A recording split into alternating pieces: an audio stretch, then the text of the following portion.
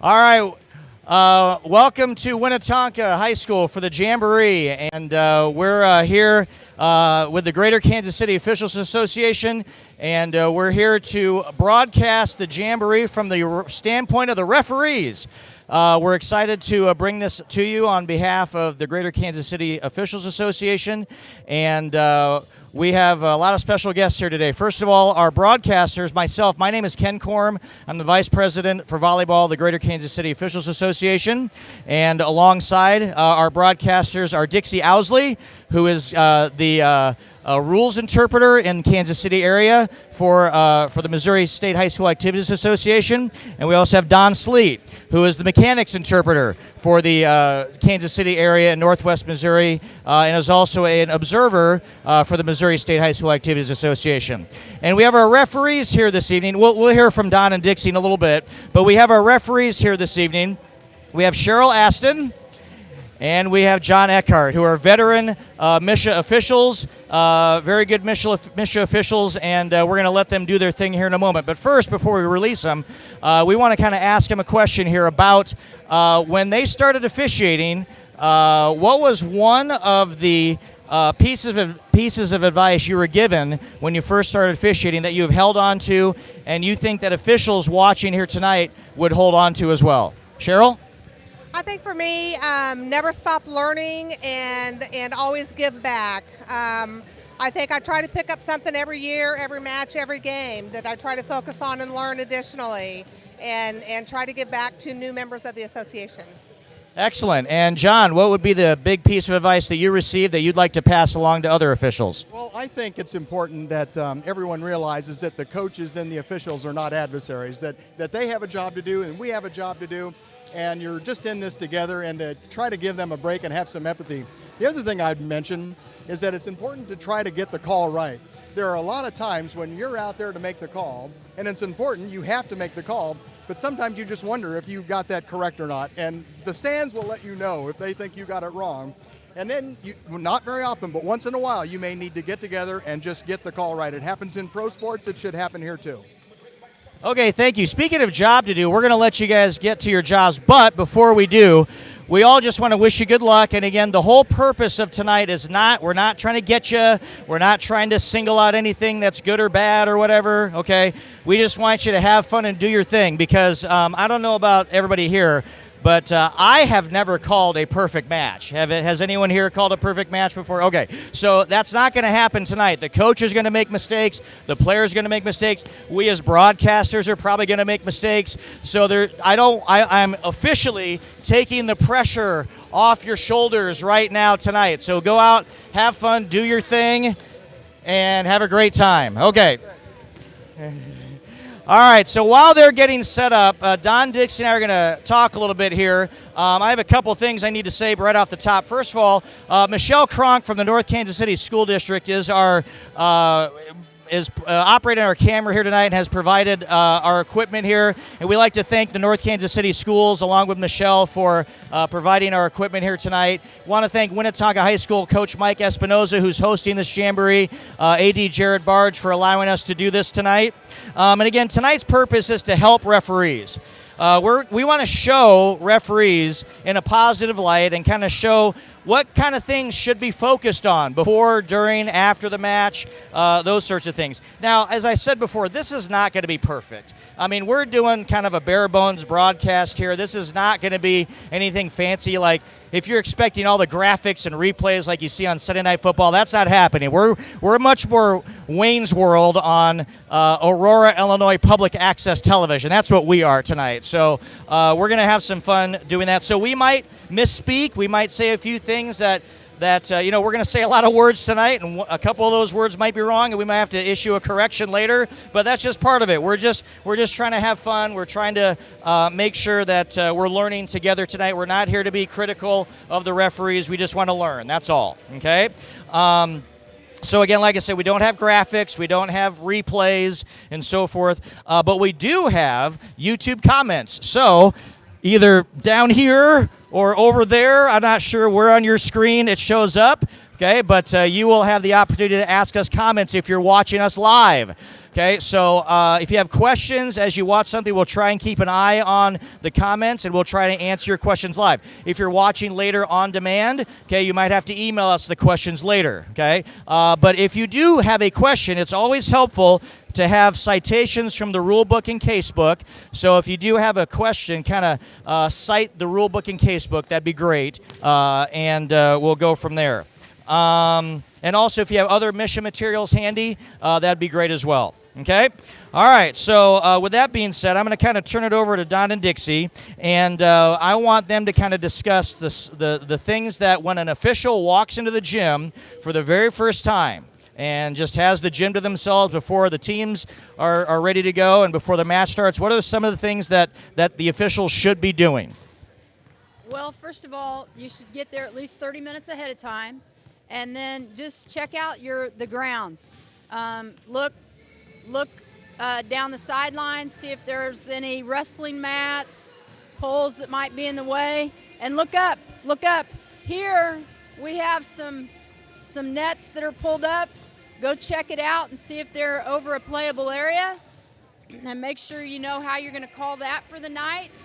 And if there's something specific to that gym, you might get with the coach and say, hey, coach, how do you guys handle this if you're not sure? Don, anything else? Along with the overhead obstructions, make sure to look directly over the net, because sometimes there'll be some type of divider up there. The ball may or may not pass through it. You need to know beforehand, not get surprised and then wonder if it hit anything. Also look to see if it's directly over the center of the court. A lot of times it's just a little bit off, and it's a good idea to mention that during the pre-match conference with the players so they know how you're going to play that as well. Thank you. So right now, speaking of pre-match conference, that's what our referees are doing, and we're going to head over here in a couple seconds for the coin flip and the captain's meeting. We're going to take the camera over, and like I said, this is going to be a bare bones operation. You're going to see this part two. We're live, and so we're going to take the camera over to where the coin flip is going to be. We're going to hear Cheryl Aston do the coin flip here in a moment, and then we'll kind of talk about some things there. Then we'll also hear John and the R2 talk about with the scorers table, with the scorekeeper, the timer, and the Libero tracker, the things that should be kind of communicated there. And we're also finally going to talk with with Cheryl and the line judges and the line judge speech before the match starts. So we're going to do all those three things here in a second as soon as they're ready over there. So we're on live TV, folks. So. All right, so are you guys ready? Okay, so I think we're ready. We're going to move the camera over, and we're going to start with the coin flip here.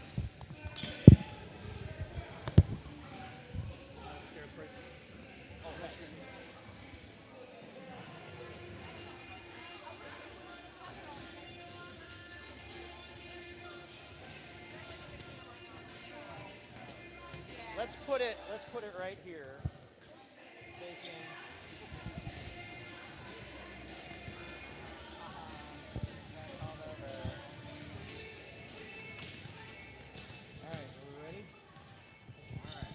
Okay, ladies and gentlemen, thank you for being here this evening. Please introduce yourselves. My name is Cheryl. My partner this evening is John. We're going to be your officiating crew. Coaches, I need a verbal. Are both teams officially equipped and attired this afternoon? Yes. Okay. Captains, when you get back out on the court, please make sure we don't have any jewelry of any kind, hairbands on the wrist, things like that.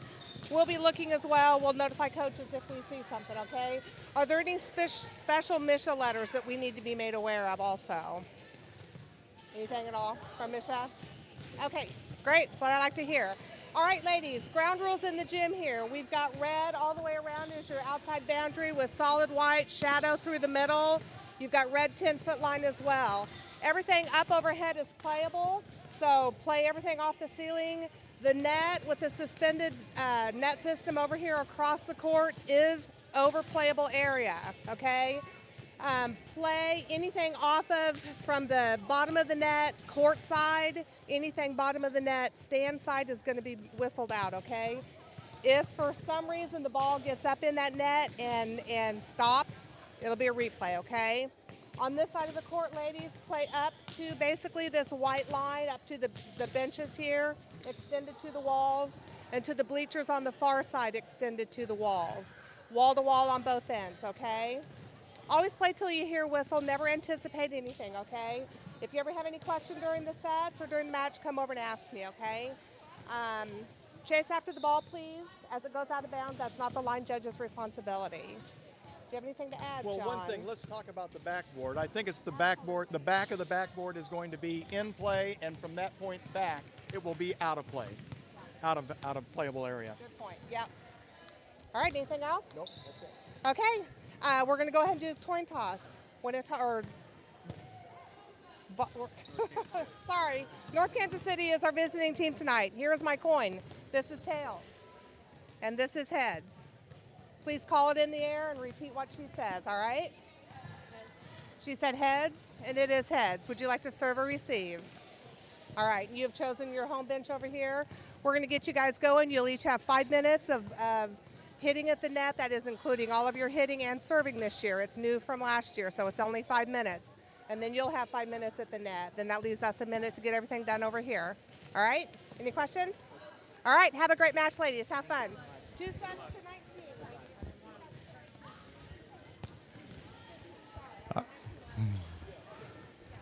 All right, so that was Cheryl Aston doing the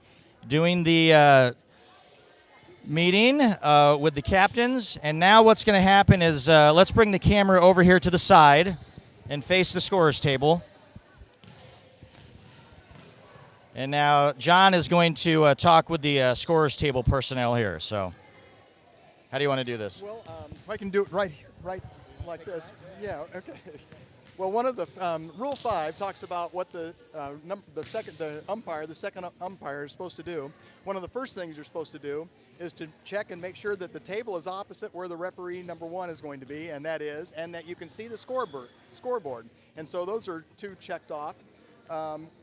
We always have 3 table officials. The first table official is going to be the official scorer, and the official scorer is sitting in the middle. And then on the right-hand side is the time operator, and then the libero checker is going to be next to her, but always the official scorer is in between. One of the things we have to work out is how we do substitutions. And so in the substitutions, Cheryl and I have worked out that I will be up here. I'll be letting them in. She's going to give me a thumbs up, and if she needs the numbers for me to state the numbers, I'm going to release them, give her the numbers, and then she's going to go forward. And so we've got our substitutions that way. She's going to record any of the violations or any yellow cards or any red cards or any injury timeouts that we have, and also the timeouts and, of course, the score. She reconciles with the scorekeeper the official score, and so we have the official scorebook and the official clock with the score on it. If there's a discrepancy, it always refers to the book. If we have an issue, we call timeout, referee's timeout, we check the book, we make sure which one is correct, and then we correct this book if necessary. No eraser marks, only writing over, and then we move on. And so I'll be working with Cheryl throughout, and she is the primary person at the table that we communicate with. As far as this clock goes, the clock operator has already started this. We've got our 16 minutes, our 5, 5, and 1, which we're working on now. I am going to blow a whistle with 45 seconds to go, and then we have an official horn that the clock operator is going to work on. We have 2 scoring devices. One is a clock that is above. You can't see this, but it's above that is working. But if we have an injury timeout, then one of us is going to also clock the 30-second timeout for the injury. And then the coach has the opportunity of having that same player who is injured work or continue to play, or they can replace or call a timeout. And then we have the libero tracker, which is sitting over on this side of the official scorer.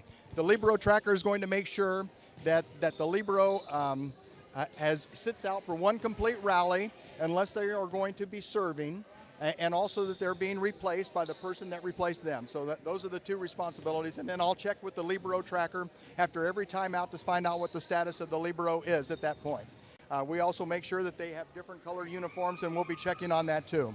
So I think that's the pregame for the table, and we'll work that out as we go. So I think that completes what we're doing. Ken, I think we're good. All right. Excellent. Nice going, John.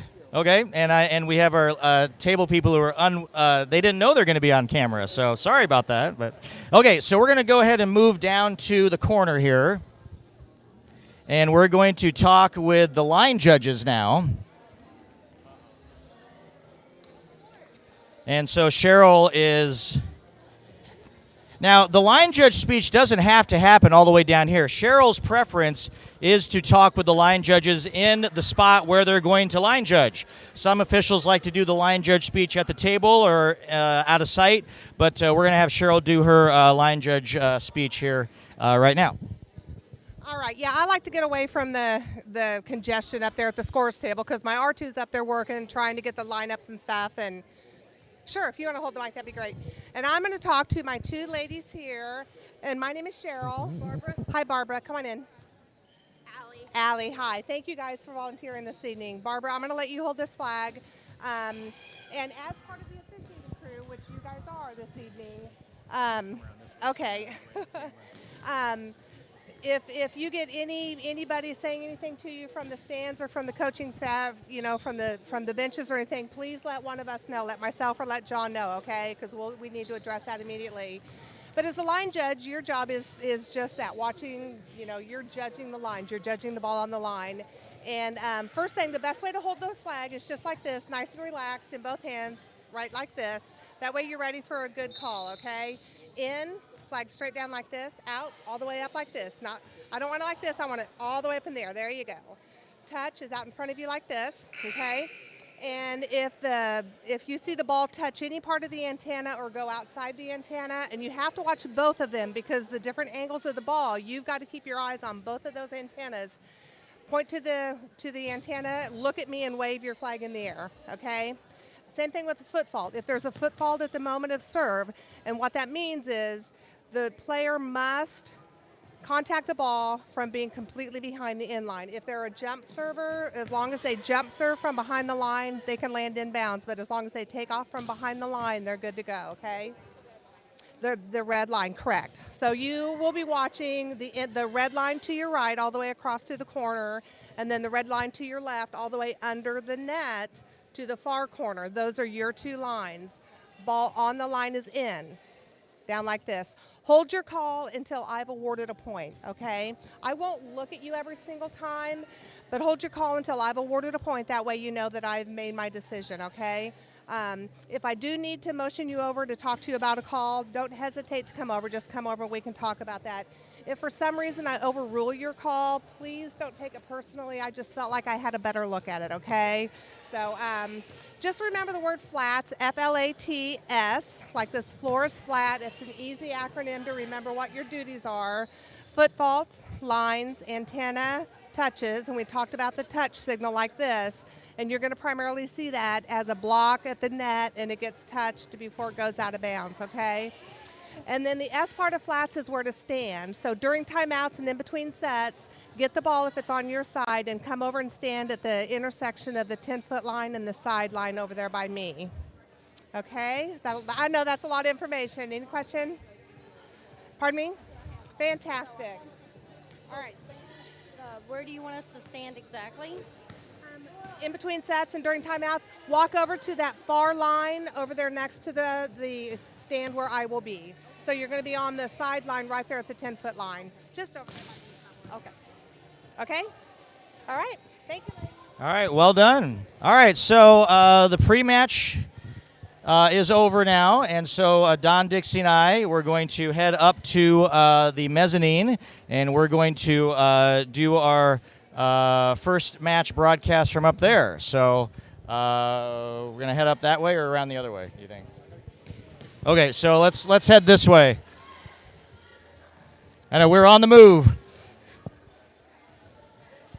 Now, as we're moving, I will say this. That was a longer version of all of those speeches and what probably you normally would do.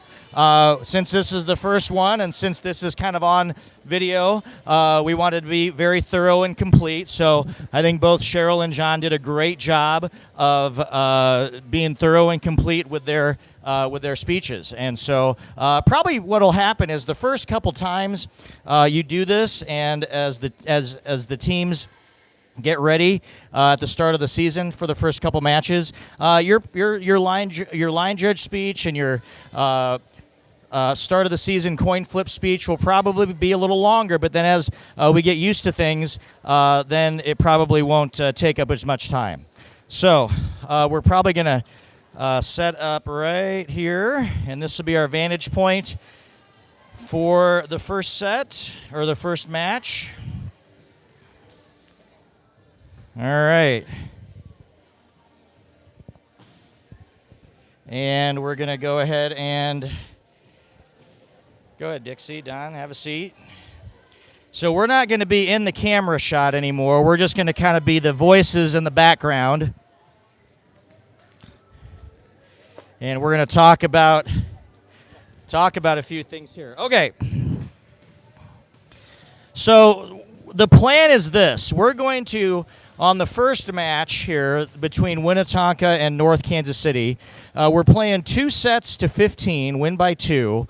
So this is going to go pretty fast. So we're going to have to try and hustle to get all of our points in. But our focus is going to be on the first referee. So in the middle of the camera shot here, Cheryl will be up. And we're going to focus a lot of our attention here for the first match on the R1, some tips and tricks and techniques. Okay, but we want to kind of finish the points of pregame too. And I want to ask Don and Dixie here, and I'm going to turn the mic over to them here for a little bit, and ask them about other things that should be happening right now. Particularly, what are the kind of things that Cheryl and John should be talking about as a pregame? You know, whether there's things that two officials can talk about as far as their responsibilities between each other during pregame, and also things such as when they walk in the gym and measuring the nets and measuring the balls and finding the administrator on duty and checking the padding and all that kind of stuff. So I want to turn it over to them to talk about some of those things that need to be done before match time. So Dixie, Don, whichever one wants to take it. Ken mentioned about the measuring of the net. Every official should have a chain that they can use. We need to measure the net in the center and then also at each antenna to make sure that the net is the proper height. And then if it's not, we get host management to take care of it. We should not be adjusting the nets ourselves, but oftentimes that does happen. Ideally, you're going to want to do that prior to your pre-match warm-ups, obviously, because you don't want to be trying to dodge balls that are being hit around out there.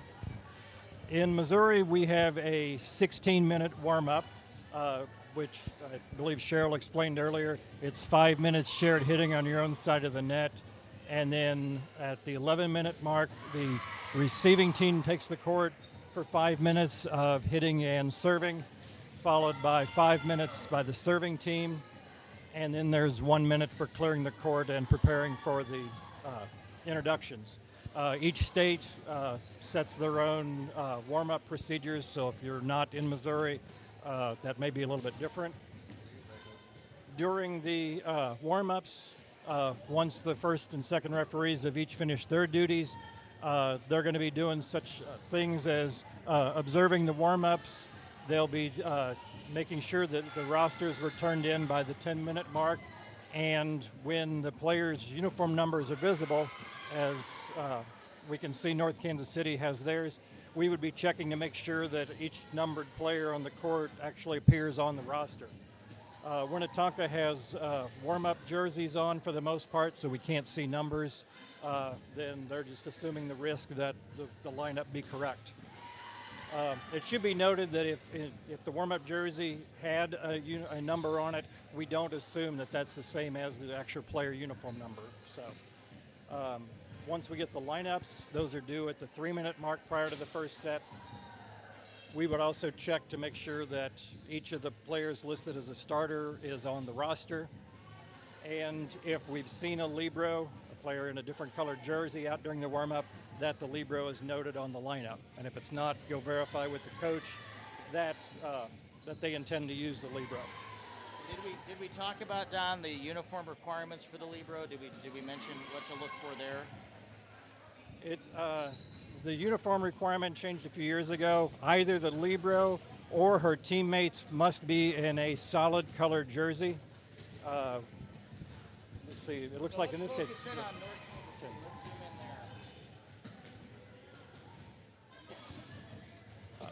Okay, there can be, it looks to me like both of these would probably be considered solid colored jerseys. Yes, there is the purple stripe up at the top, but I don't think that's more than 1 inch wide, and that's allowed as it's on a seam.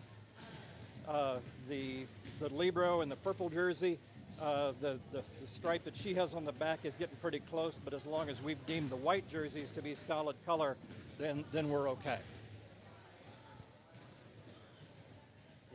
And we don't get a ruler out to measure that. If it's close, we're going to call it as 1 inch. So. Okay. Dixie, anything else? Something I might add when you're checking the net height, I always put my chain on the outside of the antenna to make sure it's straight and it comes down in line with the sideline. That'll help you make sure that antenna is where it's supposed to be. Another thing that officials would be doing right now, or earlier when they were setting and whatnot, is maybe watching the setters, see what kind of sets they use. Talk about, is she, some people call it deep dishing, which means bringing the ball way down. You know, talk to each other. Are you going to allow that tonight? Are you going to call it tight? And then also talk to each other about how you're going to signal each other during the match. If, as the R2, if you think you see a illegal hit, you should be signaling in front of your body the illegal hit signal. If the R1 wants to take it, then he or she will. If not, they can just give you a little no, I saw it, and I think it was a good legal hit. But just some communication pieces between the R1 and R2 before you actually go out on the court. Awesome. All right, thanks, Don and Dixie. Okay, so it looks like we're about ready to start here. You can see the scoreboard in the background clicking down to 0 here, and so we'll be able to have that vantage point. And again, our focus on the first match here is going to be on Cheryl with the R1. Right now, John, you can see he's doing a good job of checking his antenna. That's something that's really important to do before the match starts, and making sure that the antennas are straight, and you never want to have a crooked antenna before the match starts, or frankly before any play starts. And Cheryl's over there checking her antenna before she gets up on the stand, and that is something that is a emphasis point for the R1. Is it is now officially, according to the rule book, their responsibility to make sure that the antennas are properly positioned before we start the match. And notice that Cheryl is incorporating the help of the line judge. Line judge can tell from all the way down the corner whether or not that antenna is straight, and so she incorporated the line judge's help as well. Cheryl just called the teams onto the court. In the officials manual, it actually does say that the teams are supposed to remain at their benches until whistled to line up on the end line. In Missouri, we don't follow that by practice. The teams are really pretty good about lining up, but if one of the teams is kind of delaying the match, it's kind of up to the second referee to step over, tell them to hustle out. It should only be the 6 starting players that line up on the end lines. The libero should not be out there, but if she does come out, we just make the coach aware of that the libero shouldn't be out there, but we don't make a big deal out of it, okay? Once the teams come on, generally they'll go shake hands at the net and then line up in their positions. John, as the second referee, is checking the lineups. Evidently there's a question about something with the lineup, so he's over talking with the coach.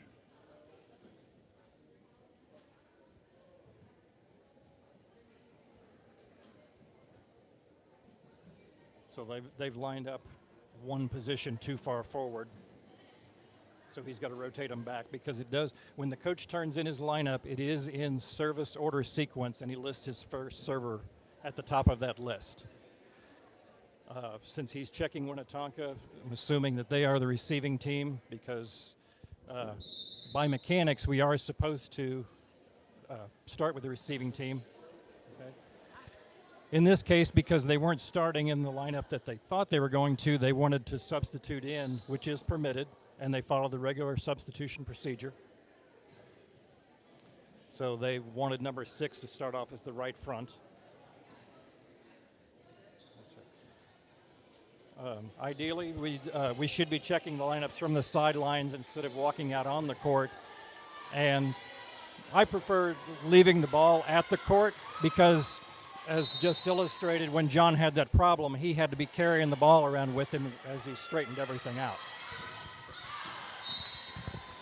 One other thing I might point out that John did was he motioned for the libero to go in there on the North Kansas City side and then turned to make sure the table had that substitution in.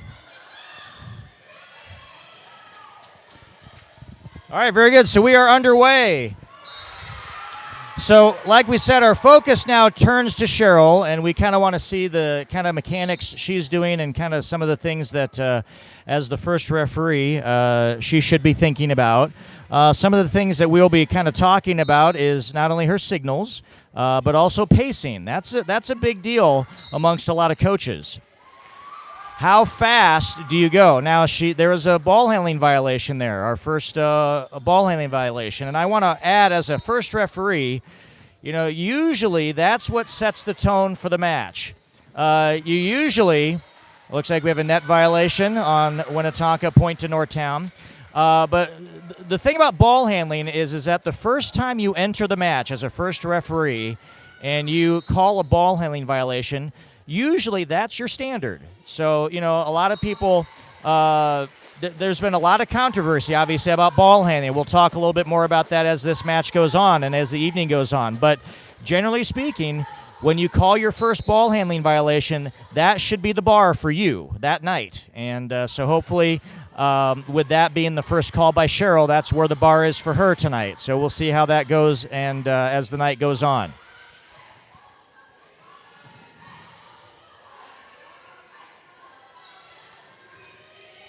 So like we said, our focus is on Cheryl here, so our eyes are focused mainly on her. But if something odd happens not involving Cheryl's responsibilities, then we'll kind of bring that up too. So, and we'll just kind of chime in as things happen here.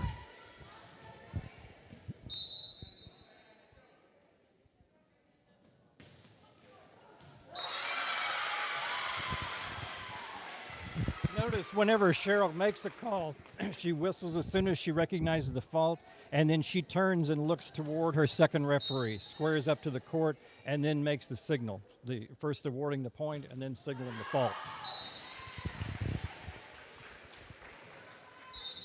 That concept is called centering. So as Don said, making sure that your R2 and yourself as the R1 are on the same page before making a final decision and a final call. To having all the information available before rendering a final decision.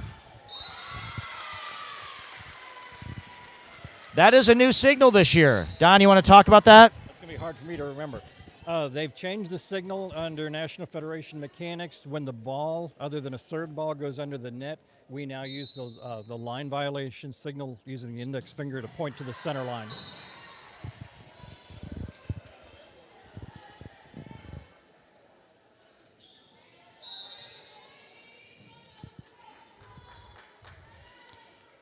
We'll talk more about this when this happens with John's R2 focus, but we just had 2 subs by Winnetonka on the far side, and John handled that situation properly, but we'll mention more about that when it's his turn in the second match. But do notice when there is a substitution, John is whistling, but Cheryl is repeating the substitution signal. So the R1 repeats the signal, but not the whistle on that particular play.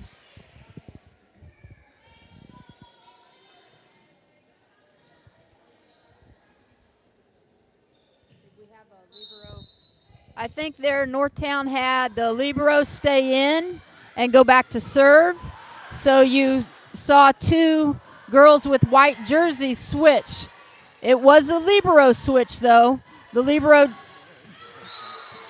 libero replacement, excuse me. Thank you, Ken. So she stays on the court when she's going to go back to serve. So it does appear, though, that maybe the two other girls are replacing each other, but that's not the case.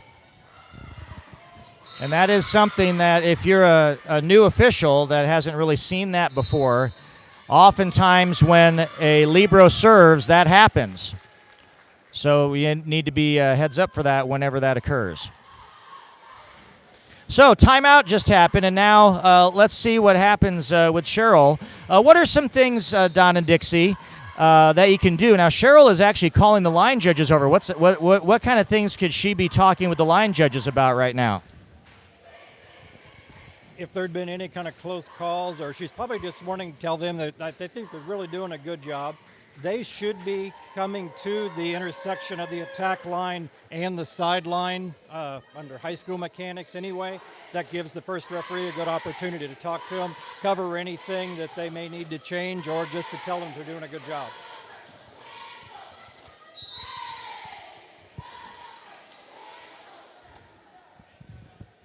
Right there, both teams were ready before the 45-second mark, so John did his double tweet there and then turned to the table and had them blow the horn. And now we're underway again.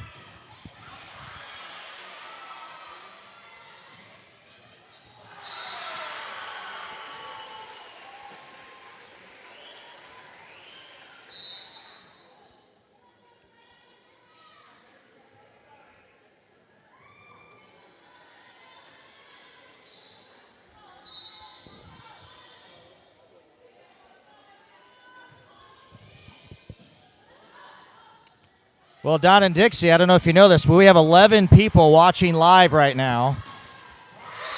If you're one of those 11, maybe you can give us a little shout out here. If you have a question or something to type in, we're taking comments and questions. And if you have something that you see that maybe we didn't see, or something you have a question about, feel free to type something in, and we'll try and answer that on the air here.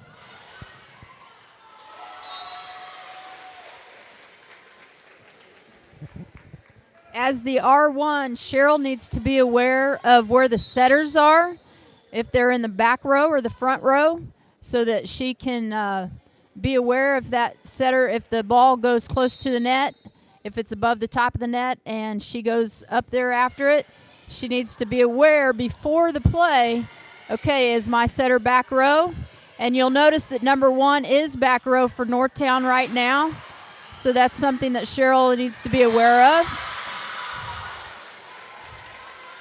And in the pregame, maybe they could have talked about that, and John could have had they could have had a signal if she needs help with where the setter is. And notice right there, Cheryl stopped the play, letting a player tie her shoe.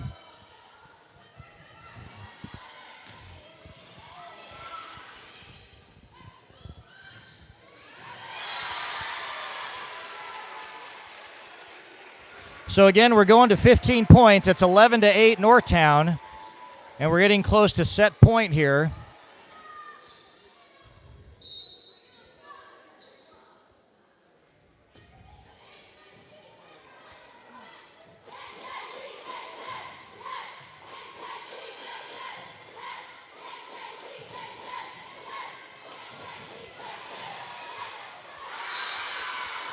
So on this next point right here, oh, Don, did you want to say something? Okay. On this next point right here, I want you to just focus on Cheryl's head and her eyes. And let's see where she's looking while the ball's in play. Is her head stable, or is it going up and down when the ball goes up and down? Is she moving around up there, or is she pretty stoic? Those are the things that that good R1s do a nice job of.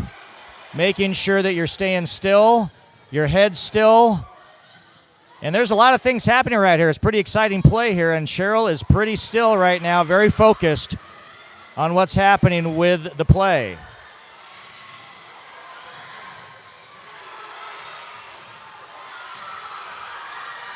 It's a good rally here. Now that first contact on the Winnetonka side was considered a block, and it came down, and that was a first contact. Wow.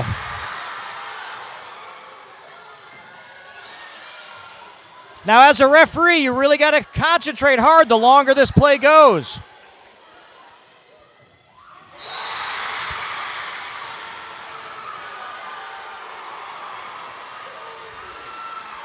Hey, Don and Dixie, I think I picked a good one, a good rally to talk about concentration and focus during a rally. That. You must have ESPN.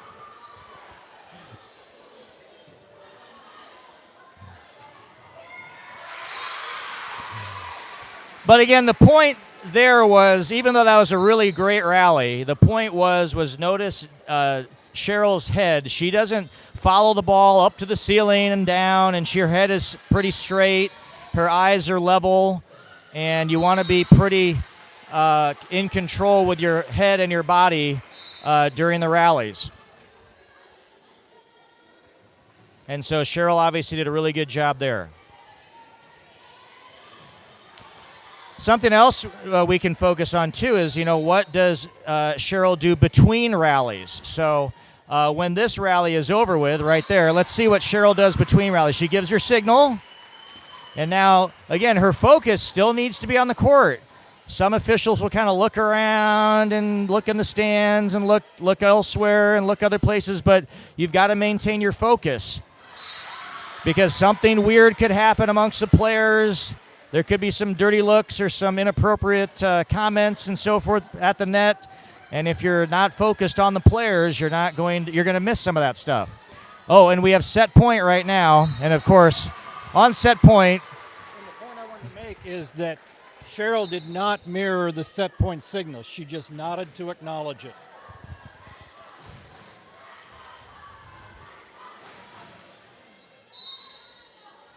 So now we still have set point.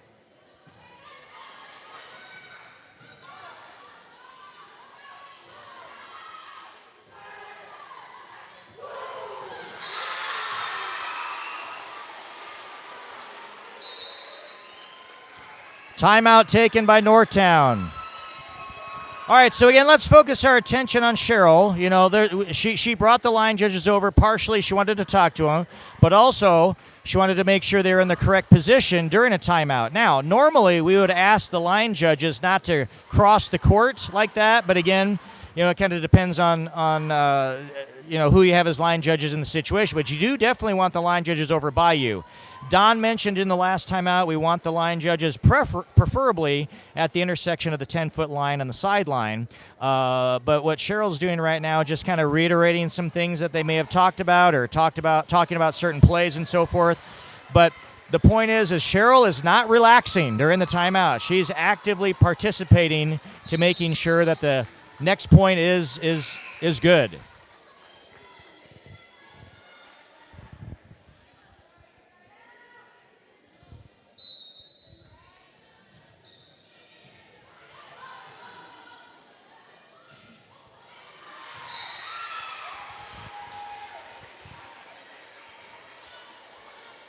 And we're tied up at 14, so win by 2.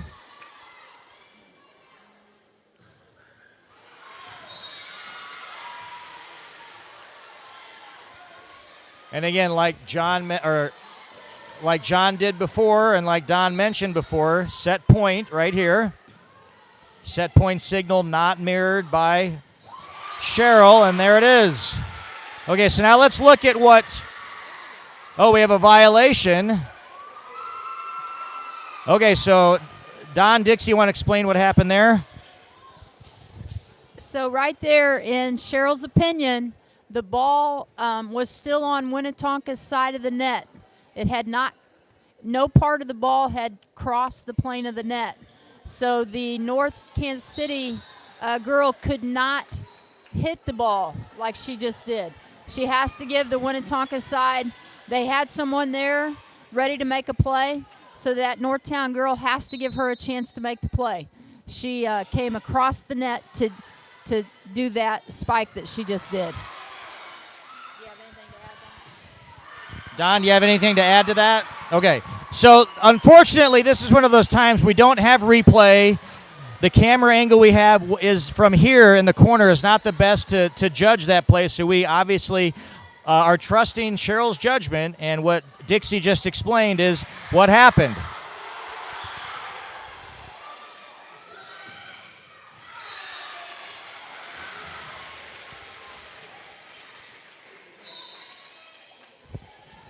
Right there when the ball went into the net, a lot of people would have just assumed, okay, that ball's going to go down.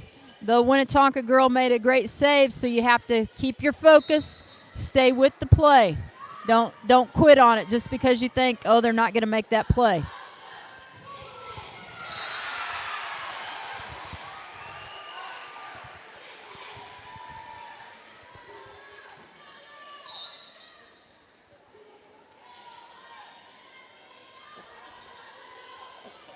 Well, right off the bat, we're getting our money's worth here. They're going to 15, win by 2, and already we're at 17-16. That's because it's a preseason scrimmage. Normally during the regular season, you're going to go to 25. Good point.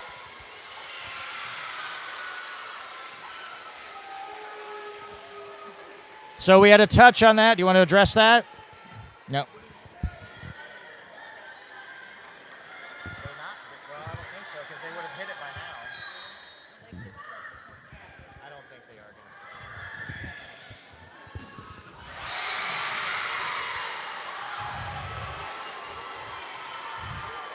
So that ball was put down by Winnetonka. The play before that, we had a touch on Winnetonka. And so the thing is, some people were looking at the line judges and referees, and some people weren't sure and so forth. When you're the R1, you've got to make sure that you're definitive with your call. And Cheryl did a nice job of making sure that she was definitive with that touch. She had it, and that was the call, and we're going on with that. So if you show that, then we're moving on. There we had a center line violation, and John was all over that. And Don, I didn't see exactly what body part did. Was that a knee or was that the whole hand? Her full fist was completely across the center line. Thanks for the help. I was kind of focused on Cheryl there, and I did not see what exactly happened with John. So John was all over that. Remember, hand or foot are the only body parts that can be on or above the center line. And her entire hand was over the center line, and that's what made the violation happen there.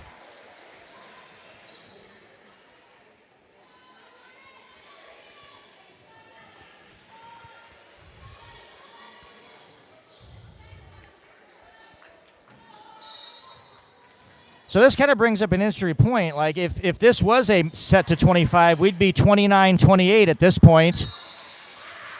And now 29-29 if this was to 25. So if you ever have a set going that long, Don and Dixie, what are some of the things you want to do and make sure that you finish the set right? Because, I mean, all it takes is one or two things to happen for a set to go either way. So what are things you want to concentrate on when you have a set going this long?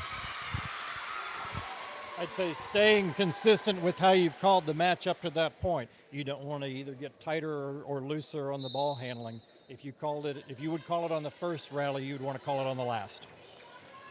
And I totally agree with what Don just said. And again, just keep your focus. Stay focused. But if the call is there, like John said earlier, you got to have the courage to make that call on the set point.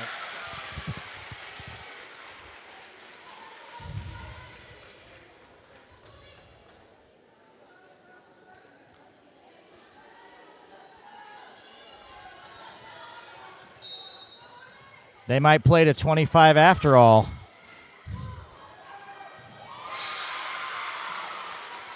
So that's another one where the ball traveled under the net. New signal. Point towards the center line.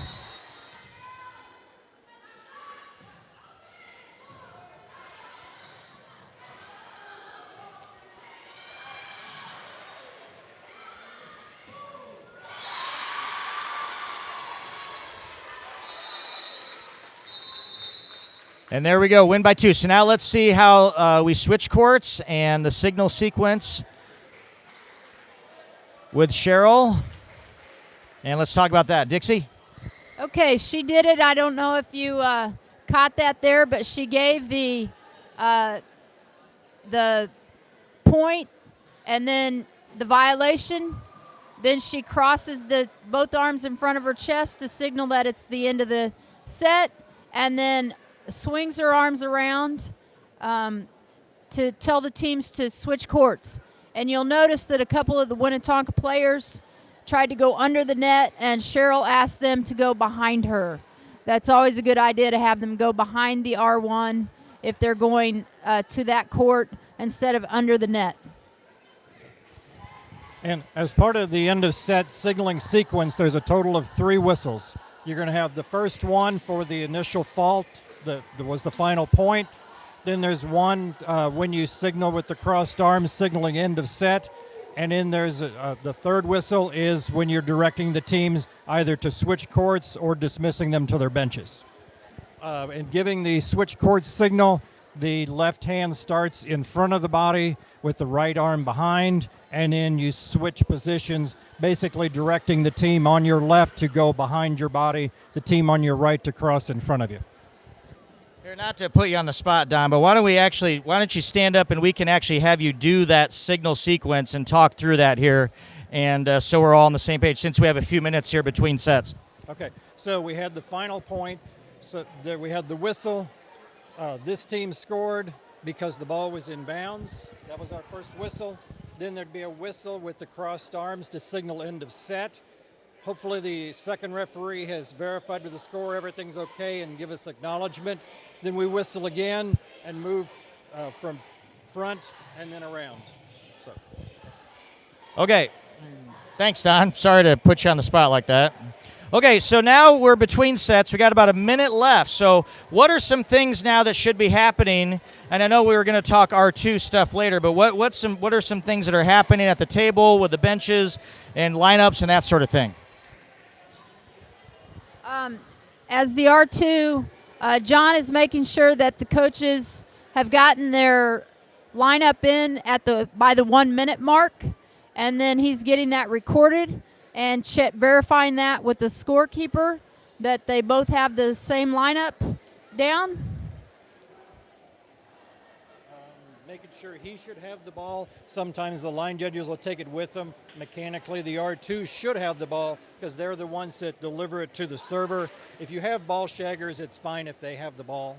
So again, it's one of those things that technically it's written one way, but in practice it's okay to do it another. So in that first set, Don and Dixie, what do you think about Cheryl's pacing, the amount of time she had between points, and was it appropriate? And do you have any advice, going too fast, going too slow, things like that? I thought her pace was appropriate and consistent. She didn't go whistle for a serve real fast sometimes and then wait for longer time at others. So she stayed consistent on how she was surveying the court between points and calling for serve. I agree with the pacing. Something that I see young officials do oftentimes is either they have their hand up to call for serve too early. I tell them to wait until the server's back there in position with the ball. If with their arm up it makes them look impatient or it makes the server rush to get back there. Or I see some officials that as soon as the server gets back there, they're in a hurry to go ahead and whistle it. Again, rushing. We're not in a hurry. To slow myself down personally, before I reach for serve, the hand that's on the serving team's side, I actually reach down, touch the pole in front of myself as I'm looking at scanning the court before I reach out and call for serve. Excellent points.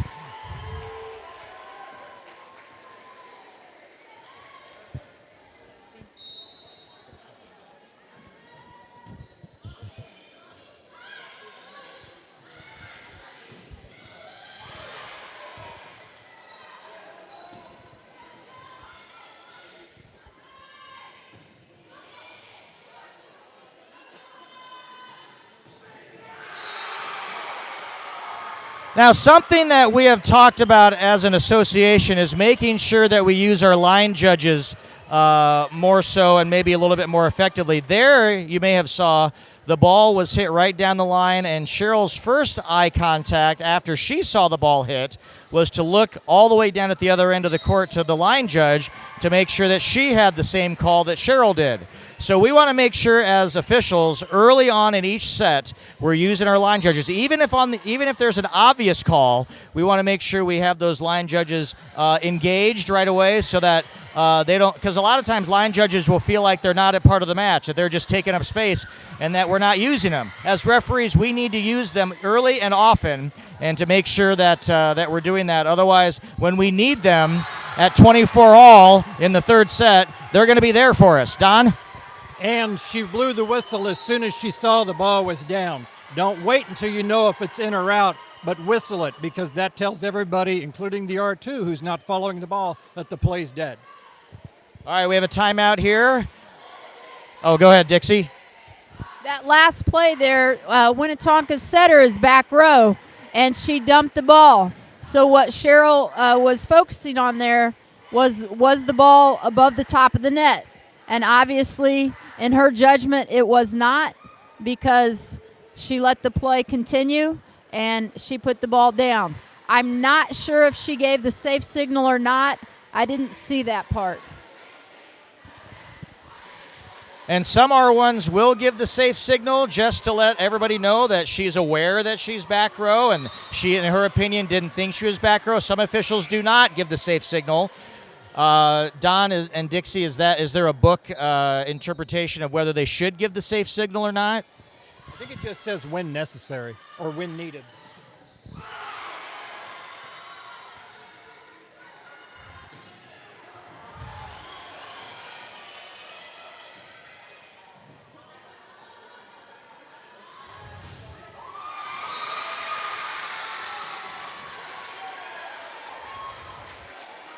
Boy, both teams are playing pretty hard for a match that doesn't count. I will just say that about the play happening thus far, even though we're not really focused on the players. This is a pretty good one to start off the season with. Now let's talk a little bit about back row setters, as long as you brought up the topic, Dixie. So right now, both teams, I believe, have a back row setter. They just rotated over here, so I'm not sure if they're. But what are some things with back row setters that we should be, as R1s, on the lookout for? Well, first and foremost, is she back row? Make sure you know. And then you just got to watch her when she's coming to the net. If there's an overpass, it's very... we got a situation here where we need to... All right, we're going to... Cheryl called John over. They talked about the situation. I didn't see what happened. Did you, Don? I think there was a question about whether it went off the blocker out of bounds. I'm not sure if Cheryl was unsure whether the blocker touched it or thought that it may have been touched by North Kansas City on the way out. I'm not sure what the question was. So the other thing, too, is this is an R2 thing, but right now I've got the camera focused on Coach Espinoza from Winnetonka and John. And so John is trying to speak with Coach Espinoza. What are some tips and tricks you have if a coach comes up to you as an R2, as long as we got this situation happening now? What are some tips and tricks that you have in talking with a coach as an R2? Well, I would let the coach be heard. Don't just, wave them away. Listen to them, especially if it's a controversy like that. They want to know what happened, what's going on. You might just say, like Don said in that case, we think that there was a question on whether the ball had gotten touched on Northtown side or if it was the blocker that touched it last. So John might be saying that, yes, Coach, I saw it. We got together. It went off of your blocker, and is explaining that to Coach Espinoza. I'd say just try to use definitive language. This is what we talked about. We saw the blocker touch it. We did not see a North Kansas City player touch it on the way out. And the only thing I want to add to that is Don just used the word, and Dixie used the word we. We saw this, we saw that. A lot of times, even if you didn't see it and your R1 saw it and you're trying to help your R1 or explain one of your R1's calls that you may not have agreed with maybe, you still want to use the word we, because you and your R1 are a team, and you don't want to, if you don't use the word we and say, well, she saw this, you're essentially throwing your partner under the bus. So, again, make sure that you are talking with that coach in unison as a partner with your R1. And also try to choose your words where saying we did not see a touch versus it wasn't touched, because saying it's not touched leaves it open for argument from the coach. If you say we did not see a touch, they can't really argue with what you saw or didn't see. Good point, Don. You can't call what you don't see.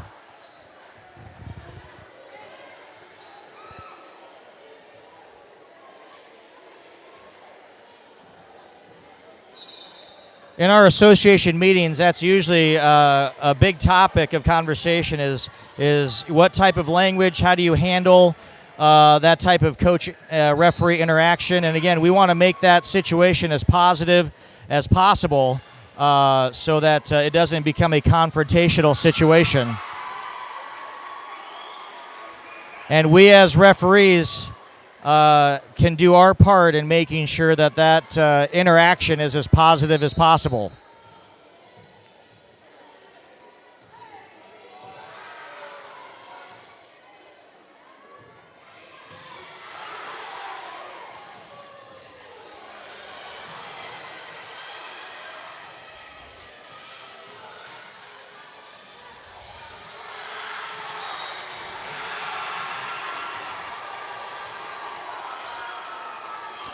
So during that rally, you may have noticed a couple of times when the ball was on the other side, we had a libero for North Kansas City in purple on the far side attack the ball from the back row. Now, that was not called, but if, in Cheryl's judgment, which she didn't think so, but in Cheryl's judgment, if that ball was, again, as we talked about with back row attack, if that ball was above the height of the net when it was attacked and the ball completely clears the net, that would be an illegal attack by the libero. The libero does not have to be in violation just in front of the 10-foot line. The libero cannot attack the ball anywhere on the court when, during contact, the ball is completely above the height of the net. So you may have noticed that, but Cheryl, in her opinion, didn't think that was the case. And that one, it's kind of hard to tell, because usually when you have back row attack, there's not so much distance between the net and the attack. When it's that far back, it's just going to have to be your judgment. Good point, Don.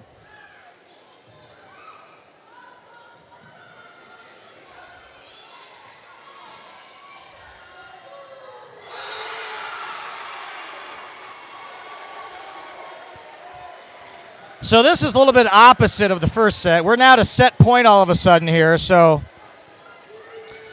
we talked about the focus needing to be there during a very tight set. What happens to your focus, Don and Dixie, during a lopsided set? Well, sometimes you can lose focus, but it may be even harder during a set like this to keep your focus. But you've just got to do your best to somehow stay involved. Again, every point should be called the same way with the same consistency. Anything to add, Don? All right, so that's the end of the first match. And so we're going to, in a second, head over to the other side of the gym. So again, live TV, we're going to be taking the whole operation to the other side, and you'll be seeing that live. So we'll be walking over, and now our focus is going to be more on the R2 scenarios and what John does. So unless anybody has anything to add on the R1 on what Cheryl has done, okay, we're going to hightail it over to the other side. So here we go, live TV. Yay!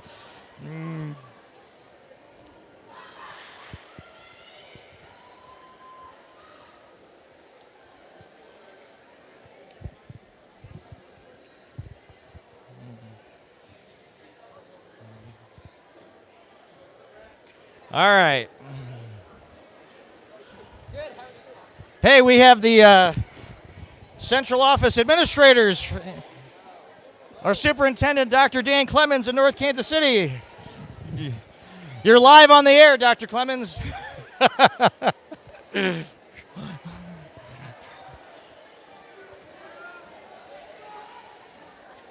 All right, so we're heading over to the other side.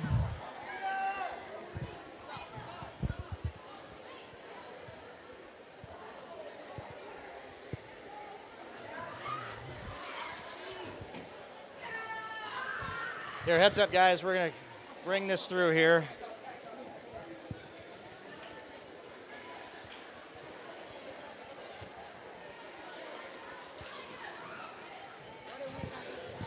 And maybe we should set up on the other side. Yeah, let's, because we're behind the student section here. Let's set up on the other side so we're not behind the student section.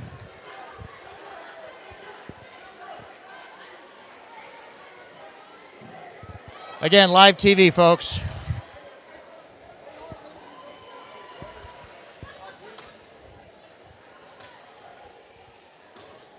Okay, we'll just set up probably in this corner. And now our focus and attention is going to be more towards the scorers table and the benches and John as the second referee. So we again, monitor and adjust. We were going to set up in the other corner, but we had the student section over there, and that probably wasn't going to be a good vantage point. But here we have a little bit more room, and we're able to get a clearer view of the R2 and of the bench area. Oh, go ahead, Don. Something that came up talking about the cheering section there. Oftentimes when we're checking the court before the match, that's something we're not going to know about. If we do have cheerleaders on, they are supposed to stay with their crowd. That's a MSHSAA policy. We used to make a move with their team, but they're there for the crowd. They are then considered a non-playable area in front of their, either at the end line or in front of their fans.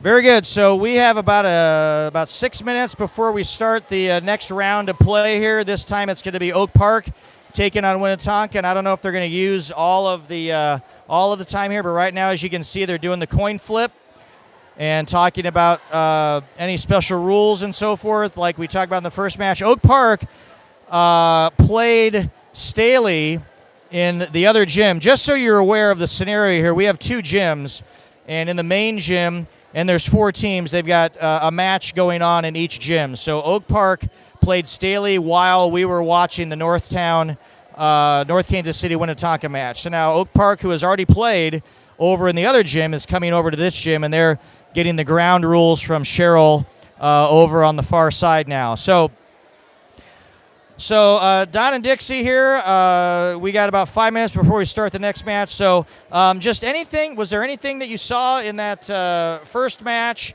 of note, anything that, I know we kind of discussed some things as they happen, but in retrospect or in your memories here, do you have anything that we can glean from that first set where our officials at home watching can kind of discuss or think about, or anything that you guys want to mention? I think the match went really smoothly, especially being this early in the season. I know Cheryl works club. I'm not sure about John, so she's pretty much into it. But I know especially early on the season, it's kind of easy to be rusty. So it's good to get out there, do these scrimmages, because the players, they're shaking off the rust as well.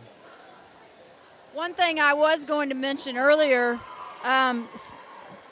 being the beginning of the season, if you are a veteran, make sure your uniform still fits. You don't want to put it on the night of the match and find out that something doesn't fit anymore. Excellent point, Dixie. So if you haven't done that yet, you might want to go wherever you're at. If you're here in Kansas City, Get Official is our usual vendor, and getofficial.com is the website. And there's some other vendors nationwide if you want to use them, but that's our local vendor here in Kansas City. And I'm going to tell on John a little bit here. he got here and he said, "Oh, I don't have a whistle."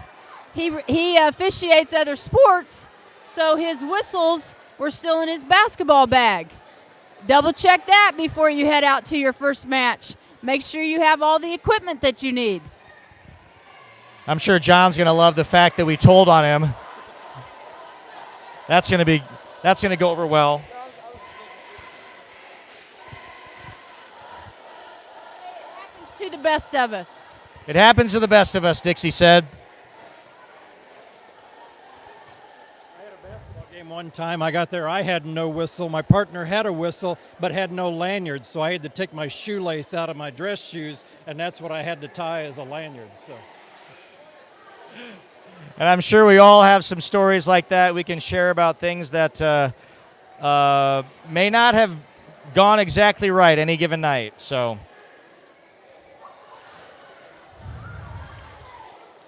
Speaking of that, before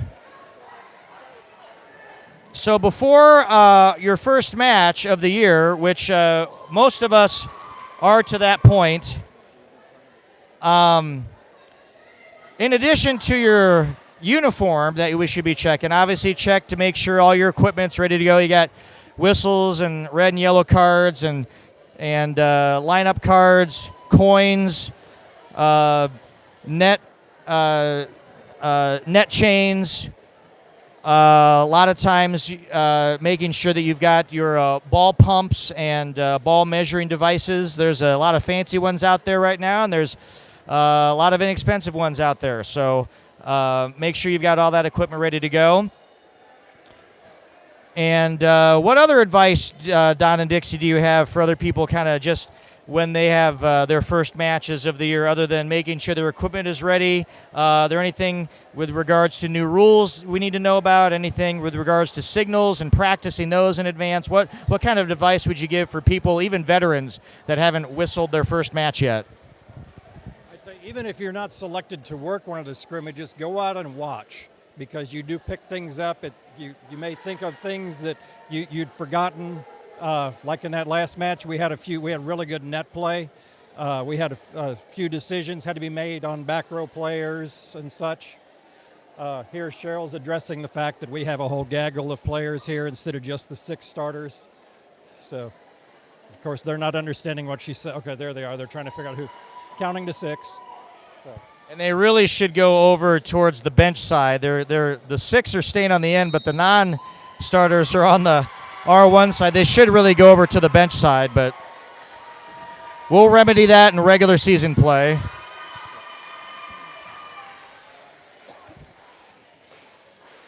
Okay, so now we're about ready for our second match here, and our focus now is across the court with John and R2. So right now, John is checking the lineups, and we kind of briefly mentioned this.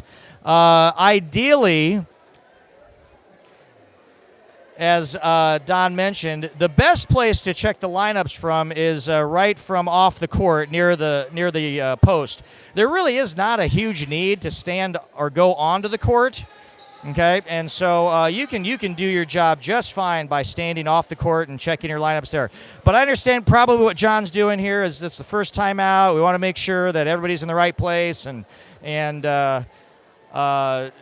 just trying to make sure we're all for this jamboree, doing the right thing and just double checking and making sure. So, Right there, I'm not sure if you caught that. It was very quick, but John let Cheryl know who the captains were. So again, in your pre-match, as the R2, let your R1 know how you're going to communicate that to him or her as to who your captains are. And then as the R1, Cheryl verifies with each captain that they're ready to play before she calls for the first serve. Because the floor captain does not have to be the one that came to the coin toss. So it could be somebody different. Don't leave it to the R1 to try and remember. So the thing about being a second referee is that everybody thinks that the first referee does all the work and the second referee just stands there like a potted plant. Well, that's probably the farthest thing from the truth. Probably a lot of people would say the second referee has a lot more to do than the first referee. And some of the things we're going to highlight in this match, not only checking the lineups, releasing the libero, but also monitoring the benches. Okay, so for instance, right now John has probably talked to the benches, or at least made note of the fact that in high school rules, the benches and the players on the bench must be seated. A lot of other places like club and college, they will stand at the end of the benches, and that's what a lot of these girls are used to. They're used to standing during club season, and since it's the first high school match, sometimes before your first match as a second referee, you're going to have to tell the benches to sit down, and you're going to wonder, why are they standing up? Well, they're standing up because that's what they're used to doing in their club season. So a big job of the R2 is to make sure that they're monitoring the benches and making sure they're doing what they're supposed to be doing.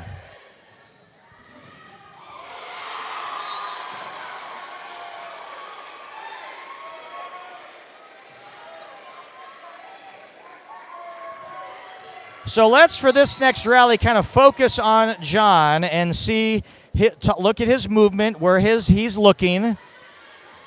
And notice he's transitioning, meaning moving back and forth. He's not staying put.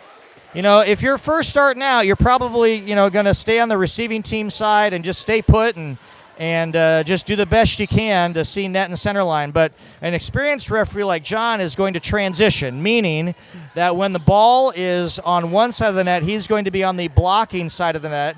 And an emphasis point for us in GKCOA this year is to make sure that we're there.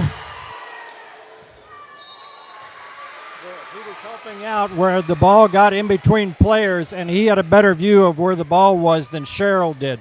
So he kind of stepped out to the side, gave the illegal hit signal, which then Cheryl accepted. So if you see the term discrete signal, that's what that was. John, if you saw, gave a little lift signal or a little illegal contact signal there in front of his chest. That's to help Cheryl out, because Cheryl may not have seen that, as Don mentioned. To finish the point from earlier, watch John's transition going back and forth across the net. And as we mentioned, an emphasis point for us this year is to make sure that you try and get across the net into position on the blocking team side by the time the offensive team makes their second contact. Okay, here's a sub.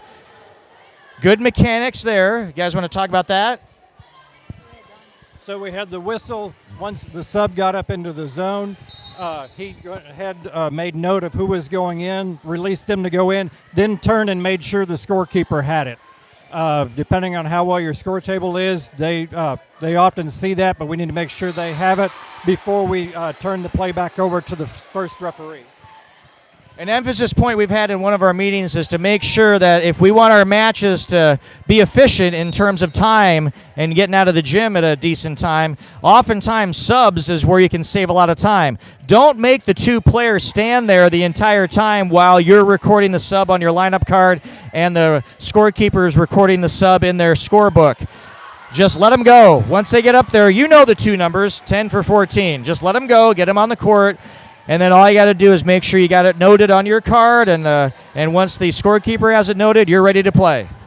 So we can save a lot of time there by not having them just stand there for the entire duration of the sub. Yeah, if there is a question about the legality of the sub, it's okay if you've already released them, but make sure to get it fixed before we have the next serve, because the penalty changes based on whether you catch it before or after. Okay. We had a double sub there? Okay. So on Winnetonka's side, we had two subs come up. The first ones went into the zone. The seconds waited just outside the zone, which is the extension of the attack line. Once John released the first pair to go in, the second ones moved up.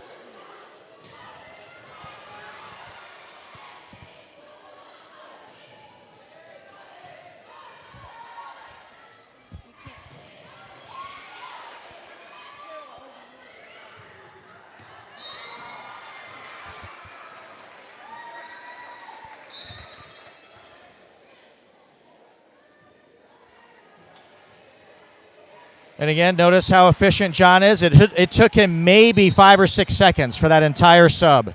And ideally, and again, we need to make sure we communicate with our score table and make sure that they're doing their job. But if we all are on the same page, that sub should not take very long. It should be the outside hand that we use when we return the court back, because when you use the hand nearest to the net, you run the risk of it being blocked if he's anywhere near that pole. Okay, here we had subs on both sides. There's no mechanic that says which side we do first, just choose one. It's good to communicate with the other side to let them know that you have somebody on the other side, so once they hear you release somebody, they don't both run on. And unless you've given the court back to the first referee between the subs, there's no need for a second whistle in between the first and the second.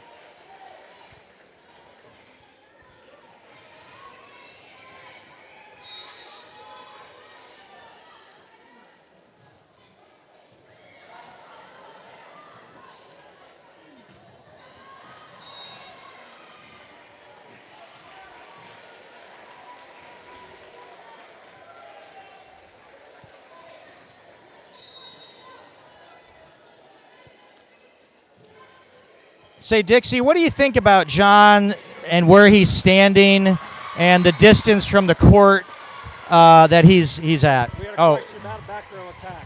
I think she'd lost track of her setter because immediately, as soon as the ball was hit, she looked to John. I think she was looking for help, saying, was that a back row player?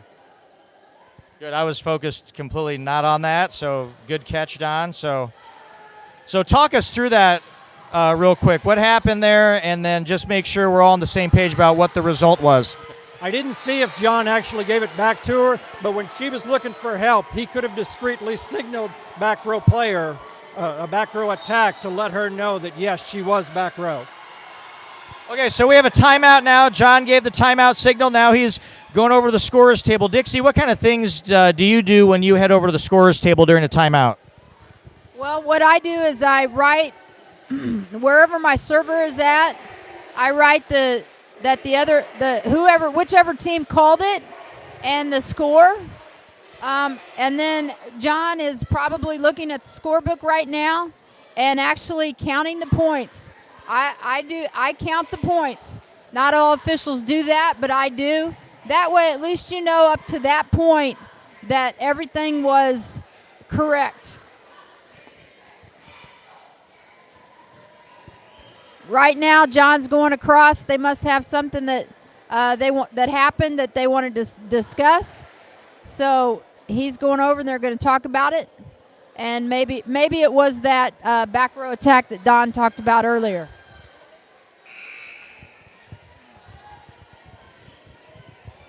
And during the conference, we did miss the fact that we got to the 15-second mark with the timeout. At that point, the second referee should have double whistled. And then we have the horn to end the timeout.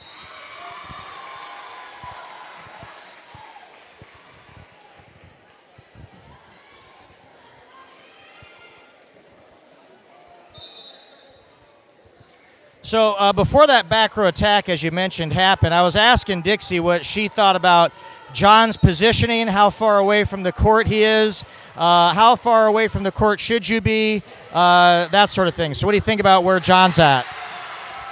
I like where he's at. Myself, personally, I like to be back like John is. Some gyms don't allow that, so you have to be up a little bit closer. This gym, he could even be back a little bit farther if he wanted to, but I think he's in a good position that he can get a good angle. Okay. I was going to say the ball hit the floor there, and that's there the line judge called it. That's where you really want to have your line judges help you. If they see the ball hit the floor, give you an end signal because they weren't sure if it hit the floor. Go ahead. Well, I was just going to ask Dixie, could the R2 help out the R1 on that call?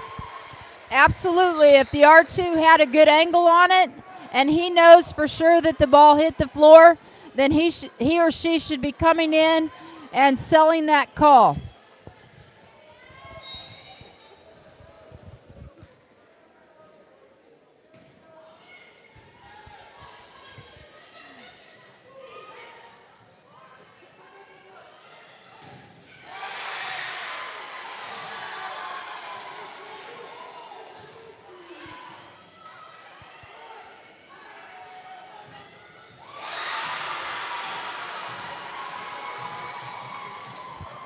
And I don't know if we've talked about this so far, but when Cheryl calls the fault, John is looking and is moving to the offending team's side, and then he's mirroring the signals that Cheryl's giving.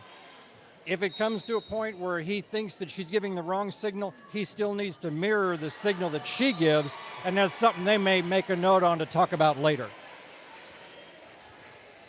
And the only time that John does not mirror all the way through what Cheryl does is when? Net serve.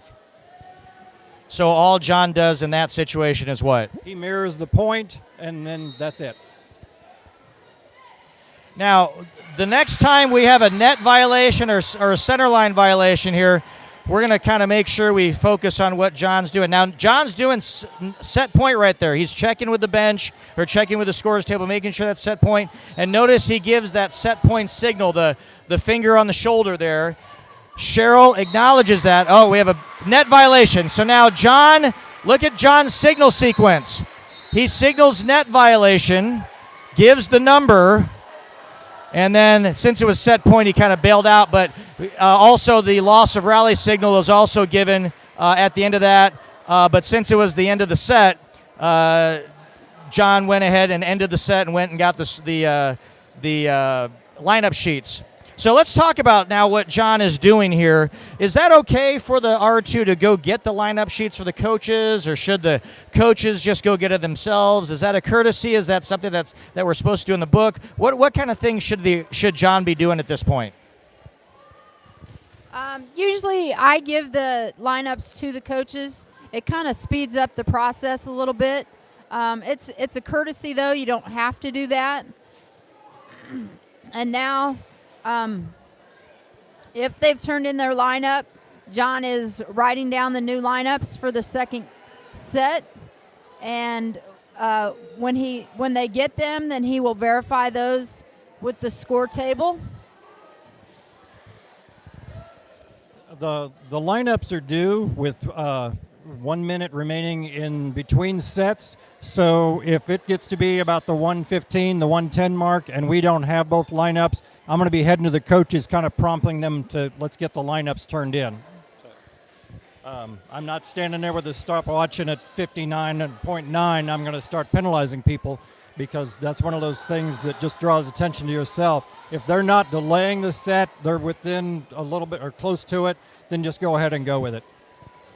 And that's an excellent point, Don, and I think we're going to start talking about some of those type of topics maybe in the third match, but there is an art to officiating and there's a science to officiating. And the science would tell you that, oh, yeah, they're supposed to have their lineups in at the 1 minute mark, so I'm going to kind of hide, and when that 1 minute mark happens, I'm going to pounce. The science of officiating tells you it's a black and white thing, but what Don is saying is that, well, you want to be preventative. If it's getting down close to that minute, maybe you want to kind of hover over by that coach and just kind of indicate, well, we kind of need that lineup, or just, give them the impression that, I'm here, I'm available, we want to get that lineup turned in, and, you want to be as preventative as possible. We're not out to get people. That's a misconception that we want to make sure we alleviate amongst the officiating community with the coaches, that we're on the same team. The bottom line is that we as officials want to make this game as great as possible for the players and for the fans, and because it's a fantastic sport. And anything, as Don mentioned, we do with bad intentions kind of makes it worse for everybody. So that's one of those little things that could be a big deal if you allow it to be. All right, so we've started the second set now. And John checked lineups, just like we talked about previously, allowed the Libros to come in. And here we go, off and running in the second set. There was an issue there that John had to give Cheryl the stop sign to let her know that we had a question back at the scorer's table. They got it taken care of pretty quickly, and then he handed the court back to her. Okay, so one thing I want to start off the second set, Don and Dixie, is talking about overlaps. So overlaps, give me just a quick overview of what John is looking for, what kind of overlaps are kind of common that we can find. So now here's the deal. We've got Winnetonka is the receiving team, and that's what the R2 is responsible for. So talk with me about what we're looking for here, either one of you. So right here, John is watching the receiving team. Number 11 in the right back position you'll notice is a setter, so she's trying to move up to the center of the court as quickly as she can. That would be... So we'll get to see it again since they're going to receive again. So watch number 11 and right back. So number 11 is the right back. Number 5 there is the right front. So number 11 can't be closer to the net than number 5. You'll notice right there she kind of got a walking lead. It's a fine line. Again, like Don said earlier, if it is not obvious that she is closer to the front of the net, then let it go. Now you might say, hey coach, if you think she's getting close, you might turn and say, hey coach, your setter, watch your setter. She's getting close to, and we call it leaving too soon. Right here, it's contact, and she went, okay?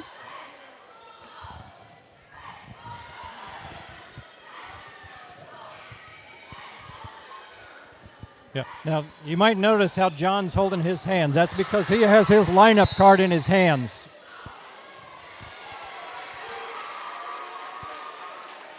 Okay, so we had a center line violation, so John whistled it. Notice how he got to the offending team's side before he signaled. Then he signaled the fault and the number up to Cheryl. Okay.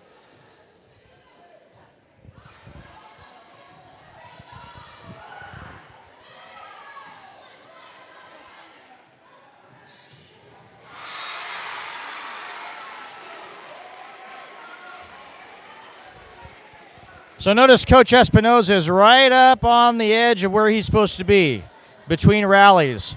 So you can come up, a coach can come up right to the edge of the court during the rally, but during the rally, they're not supposed to be any closer than 6 feet.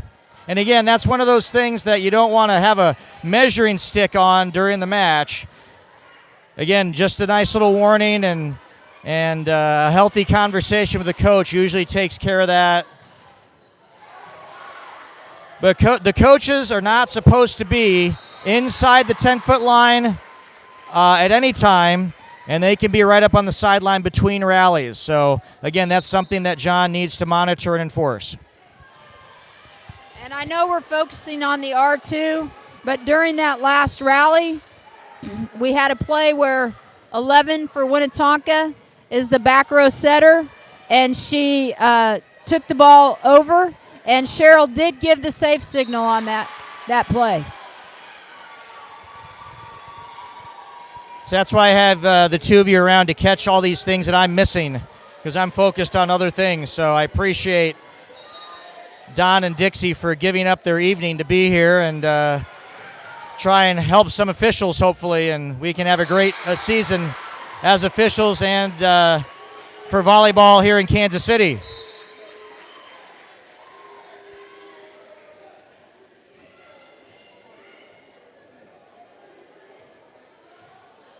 There was a good example of the two substitutions on the one side. And I started to touch on lineup cards just a little bit ago. It's fine to keep in your hand, but don't make sure that you're not taking your focus off play to be constantly checking it, especially during a rally. If you have a question about whether a player was back row or not, you can wait till the end of the rally before you call the fault to make sure, but try not to let that happen too often during a match, okay? And if you've got a question on a lineup situation, that one you need to call when it happens. If you don't get it, then it's just a missed call. You just do what you can to try to do it the next time.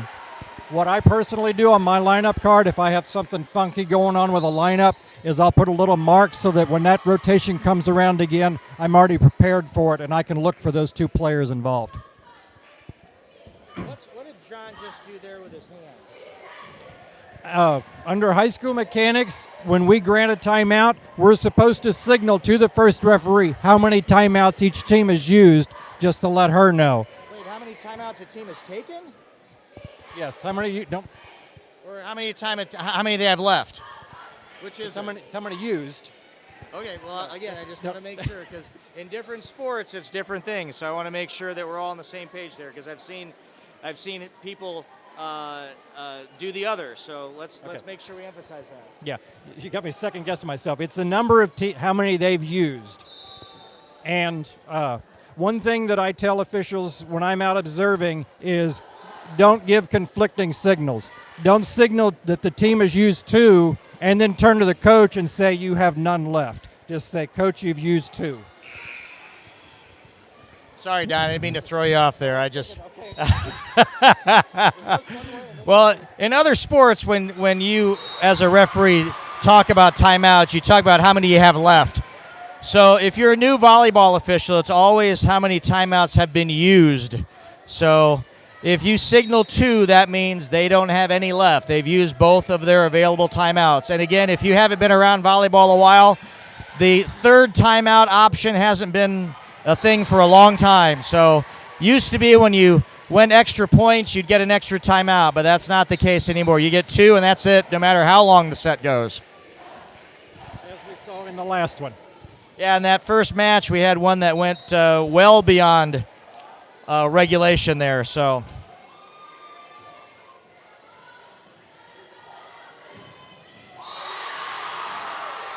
You know, something else I want to mention about John's movement as an R2 as well, it's the lack of his movement. You know, we see a lot of new officials that are just bouncing around all over the place. We talk about transition going back and forth, and we see people take these huge steps and go all the way up and down the line and all the way back to the table and the pole and so forth. You know, the thing I like about John's movement, and if you guys want to comment on this, is when he transitions and when he does timeouts and subs and so forth, his movement is very efficient.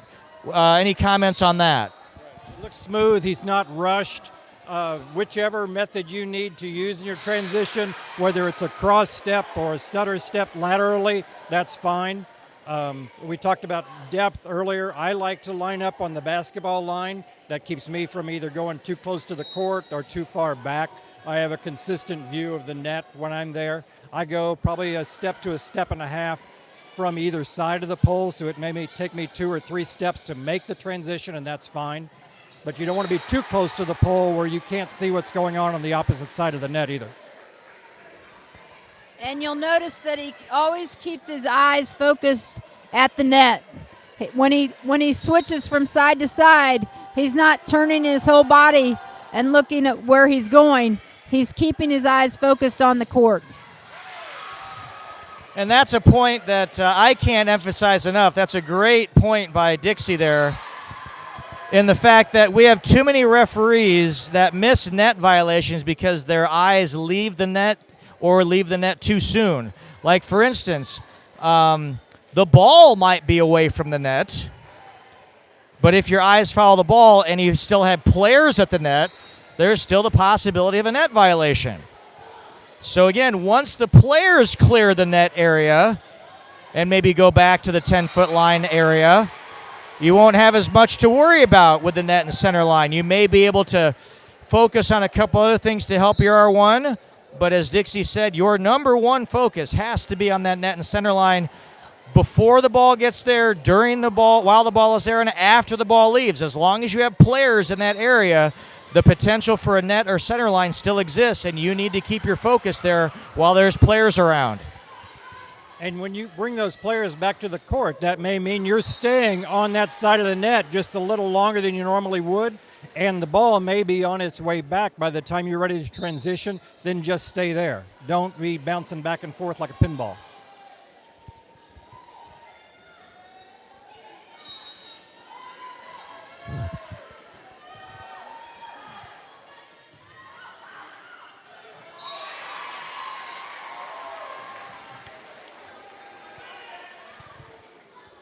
Hey, guess what, Don and Dixie? We actually got a like. Someone liked us on YouTube.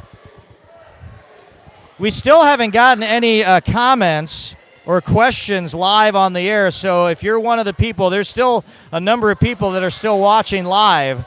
So if you're one of those people, hey, let us know you're out there. Give us a little comment or a question, or let us know what you think.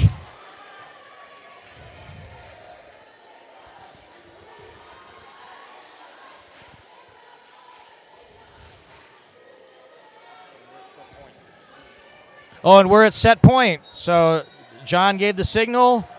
Cheryl acknowledged. He did give it on the wrong shoulder, but he did give it. Cheryl knew what he was saying. The proper signal is pointing to the shoulder. That is serving.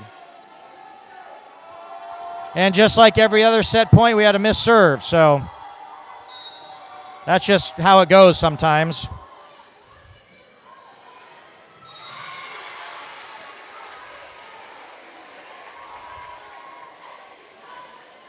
Whenever there's a ball headed toward that side like that, I think it's okay for John to open up and see to help Cheryl out to know whether or not that player's going to be able to get it.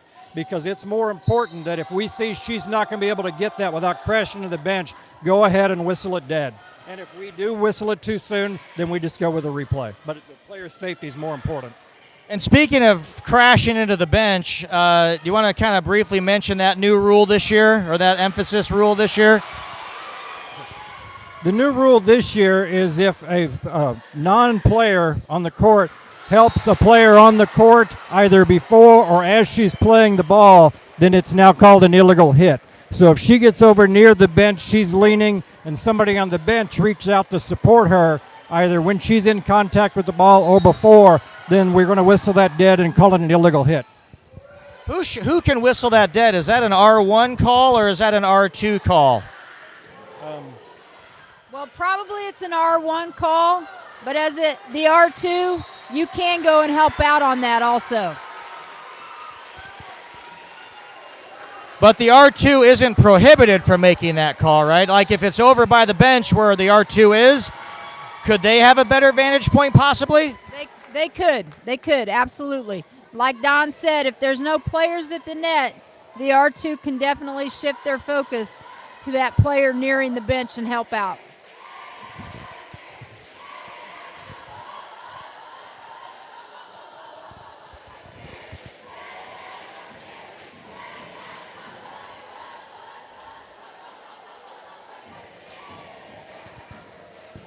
You know, we talk a lot about professionalism, Don and Dixie. You know, right now, you look at our two referees, and they're kind of standing in their positions, and they're stoic. And,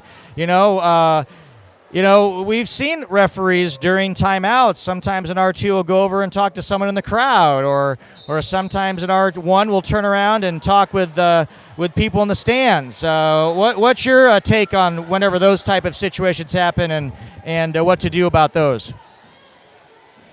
That's the kind of thing I, as an observer, do not want to see. And I don't think Devaney likes reading that on the reports when I have to write it either. So what you're saying is don't do that. Okay. It just doesn't look good. Nobody knows what you're talking about. They may think you're favoring one team over the other. So like Don said, just don't do that.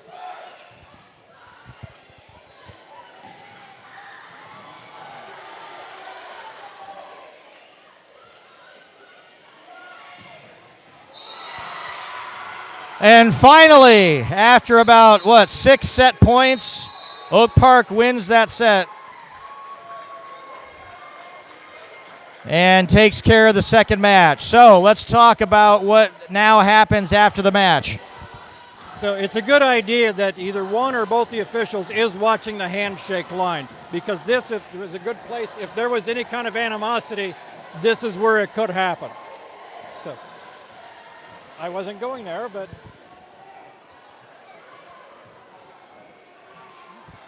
you'll notice that Cheryl, as the R1, waited for the teams to shake hands and then came on across the court. She did shake the hands of the coaches. That's fine after the match. But she did wait for the players to clear before she came across the court.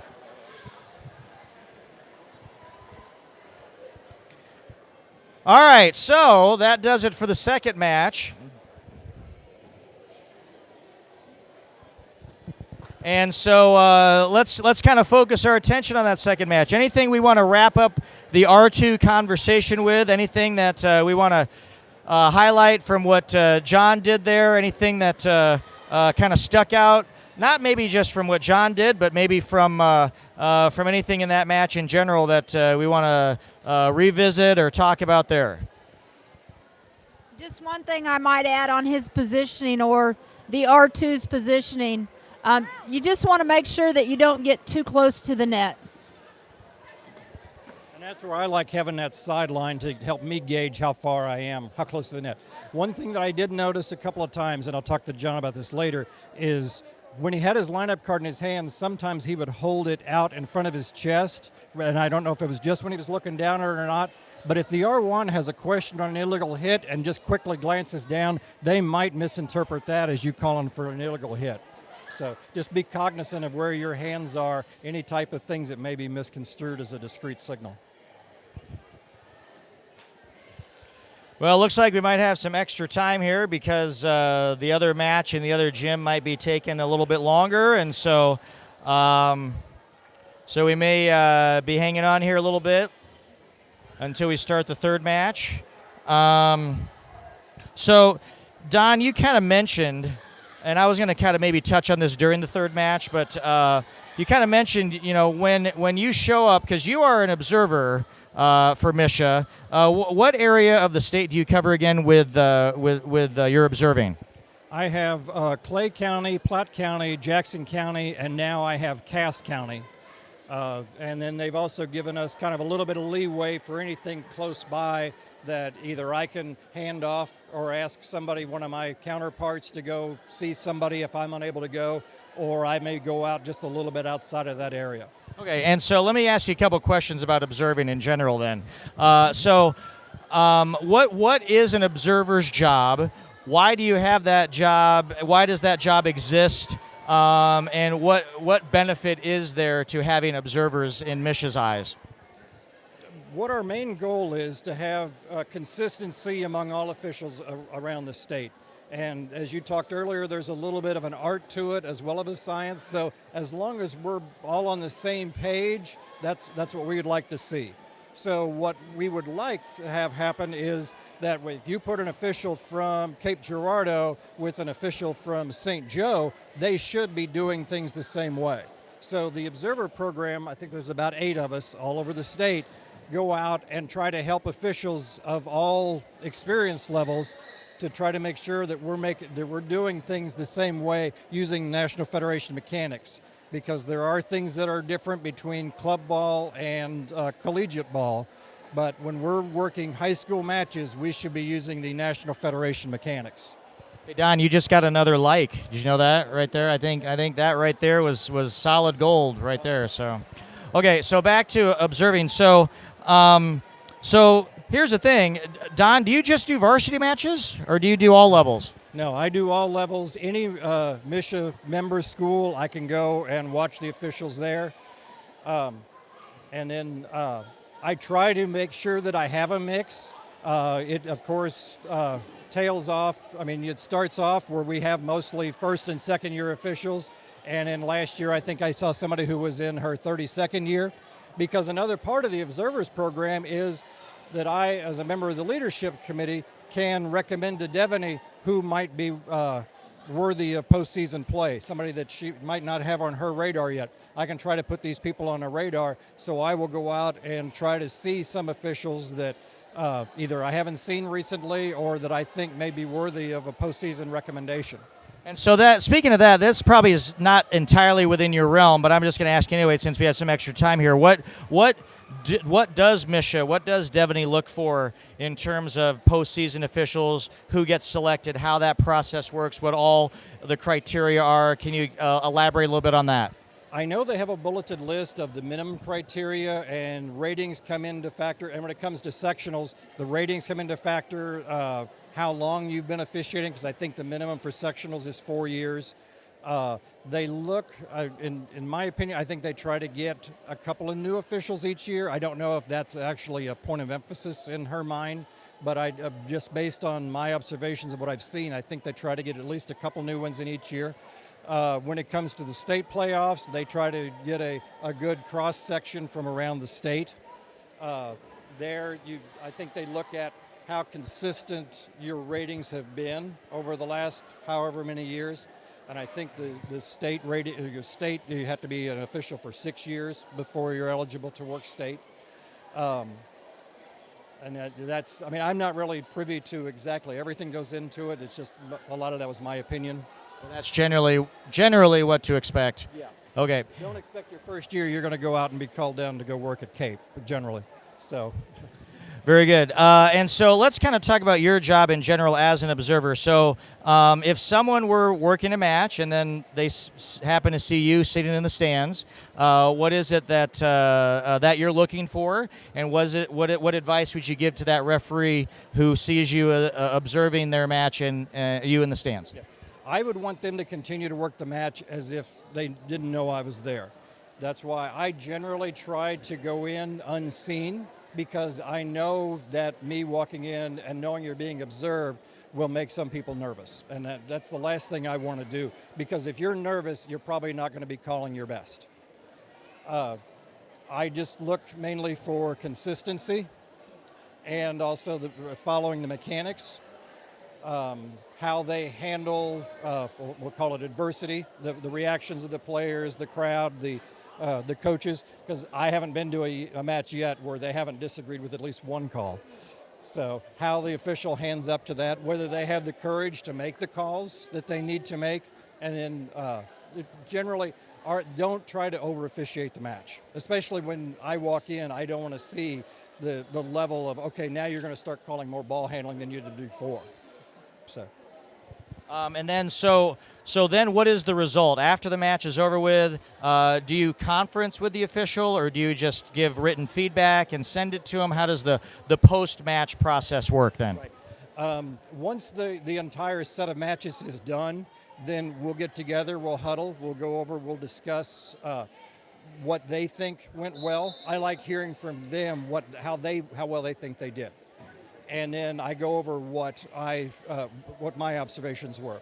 One thing that I've tried to start remembering to do in each one of the matches, and it's something I do myself after each match, is try to think of, were there any calls that I made that I wished I hadn't, or any calls that I didn't make that I wished I had?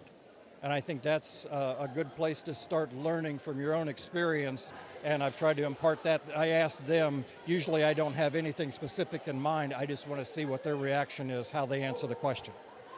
So what advice then, as we start the observing process, so what final advice would you have for people as they get started with their years? I mean, actually, let me ask you this: can you request an observation? Do people? How do you select who gets observed?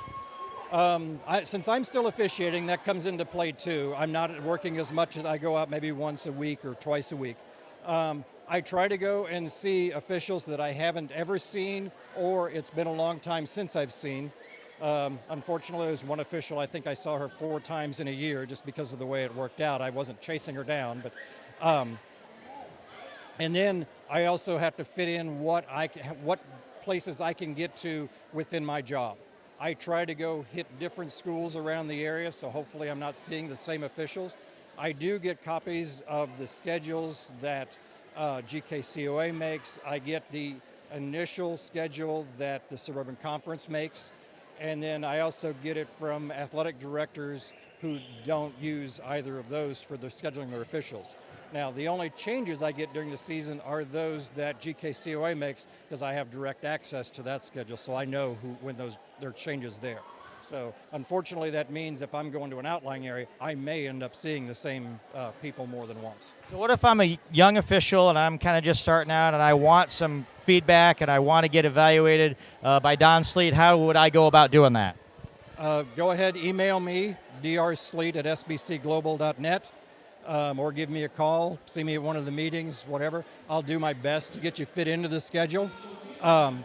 And this may be a case where if you live near a border, I may ask Jerry Collingham, my counterpart from the Northwest, to go see you, or Jerry McDonald from the South if you go down to Butler or that area, or my counterpart from the Central Missouri area is Andy Williams out of Sedalia. So if you go Johnson County that direction, I may contact him and say, hey, I had that happen a couple of years ago where I had an official asked to be observed, but he never worked within my area, so I had to contact somebody else to do it. So. Very good. All right, so that's Don Sleet. He is the observer for this area, and we're about ready here to get started with match 3. Now, not to, I don't want Dixie Ousley here to feel left out. Like, Don stealing the entire spotlight here. But as we get started here, I do want to talk with Dixie here a little bit about what her job responsibility is, what her title is with MSHSAA, and what is it that you do and have done for MSHSAA in the past here? I am the rules interpreter for the Kansas City area. So if you have a question about a rule, email me at dixie.ousley@nkcschools.org. And if it's as easy as me, I always double check the rule book.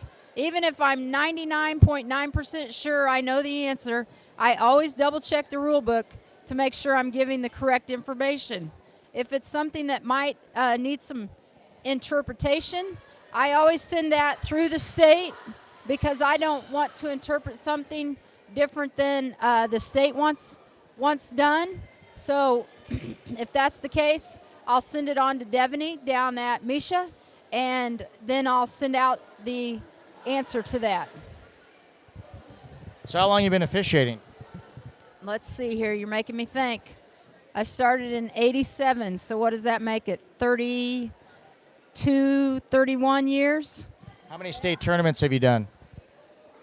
I'm not sure. I think I've done probably 6 or 7 state tournaments. Fantastic. So for someone who is aspiring to be in the state tournament, what is that experience like? What is it that you can expect when you go down to state? Well, usually they call you to go line judge first, your first time down there. It's so much fun. It's a great learning experience because obviously, hopefully, the best of the best officials are there, and so you learn from each other. Every time you go, when you come off the court, the state kind of mechanics observer like Don is, but for the state tournament, she'll take you off the court and talk about the match, with the whole team. That means both officials and both line judges, because obviously at state they do use officials for line judges. And you just keep learning, and you have a lot of fun, and you try not to get nervous. All right, excellent advice. All right, so I think we're about ready to get rolling here on this third match. Thank you, Dixie. Thank you, Don, for enlightening us with what it is that you do for MSHSAA. And we have successfully killed the time in between matches, so nice going. Okay, so now we have switched officials. John is the R1 now, and Cheryl's the R2. So the first thing we're going to kind of talk about is any differences you see between, and right off the bat, okay, what do we got here, guys? Okay, so Cheryl had an out of alignment call. I'm sorry, but I can't tell you who it was, but just by looking at where they are now, I'm going to guess it was 14 and 25. 14 is a back row setter, and so I'm guessing that she got in front of number 25 before the ball was contacted for serve. So, Dixie, how in the world can Cheryl call that even before the ball is even served in a match? How do you know that? How does that work? Well, being a veteran official like Cheryl is, she's looking there.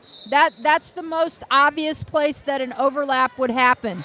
So she's watching those two positions.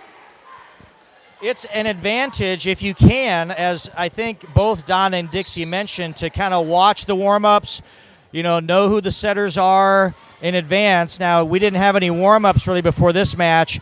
Cheryl was just kind of relying on her expertise and knowing who she believed the setter to be, and obviously having the correct numbers in the correct order and the serving order on your lineup card, and be able to know who is supposed to be where at what time.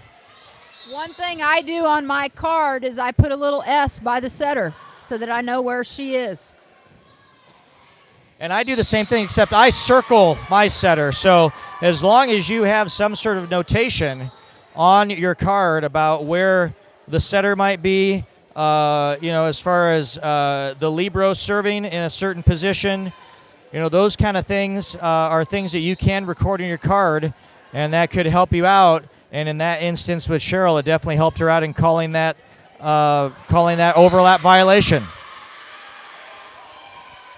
So as I was saying before that overlap occurred, now we're kind of watching to see any differences. John being the R1, how is he calling the match any differently with his signals and so forth versus what Cheryl did as R1, and how is Cheryl calling the match down the floor? Any differences you see in her technique as R2? And that's one topic that we're going to kind of talk about as this third match with Staley versus Winnetonka rolls on.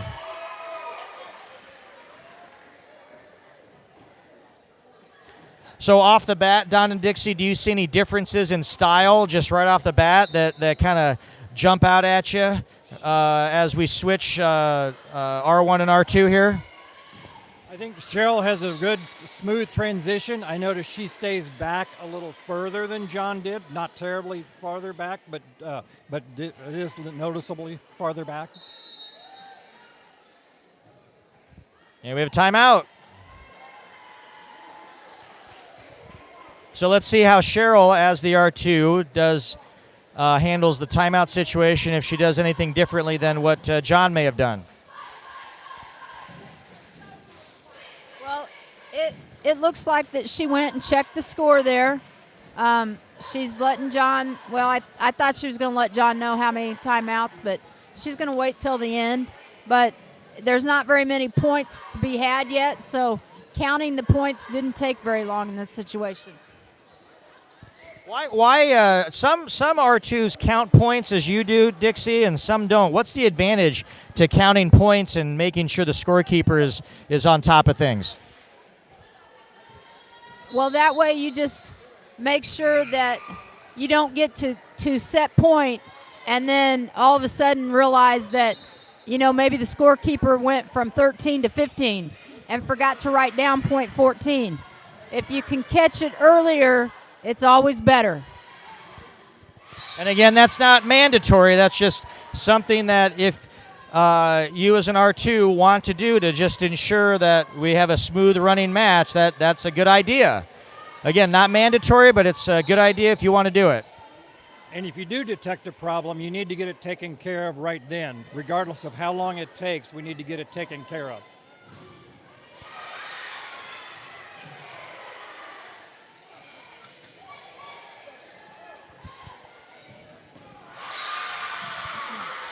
What some people don't realize is that the scorebook is the official score, not what's up on the scoreboard. Now, if you have a visiting team that also has a scorekeeper, they could possibly get together and figure out where the mistake was made, but ultimately it's the home team's scorebook that is the official. So if the point doesn't go up on the scoreboard and you have all these parents in the stands yelling, point, point, point, point, point, is that something we're supposed to listen to? No. I would at least be looking back to the score to make sure that they're verifying that it is correct. Yeah, it's a good idea. Every so often, what I like to do as the R2 is to just ask every few points, just look back at the score table and just look at the scoreboard operator and the scorekeeper and just make sure, hey, you guys got the same thing? Because especially when you have lower level matches, you may have inexperienced scorers or they may be on their phones or whatever, and it's up to the officials to make sure that the assistant officials are doing their jobs, and they do have the authority to have them removed or replaced. Yeah, and that you bring that up. I was going to ask you that specific question. Okay, so what if you have scores table personnel that have their phones and have distractions at the table? What can be done about that? First of all, I would tell them they need to put it away and pay attention to the match. And then if that doesn't take care of it, then we take it to host management to get them replaced.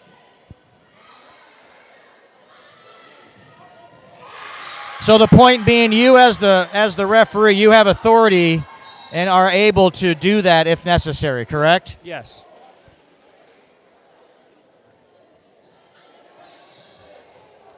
How about a line judge? What if you have a line judge that's not performing their functions adequately? What would be done in that situation? Can we come back to that? Because one of the things Cheryl is doing right now is the captain just left, And so she recognized that. She checked with the coach to see who the new captain was, so we knew who the floor captain was. So, and then she communicated that to John. Okay. Cool. Nice job. All right. Now back to the question. Okay, the question about the line judges. Yes, the first referee does have the authority to replace a line judge for the same reasons.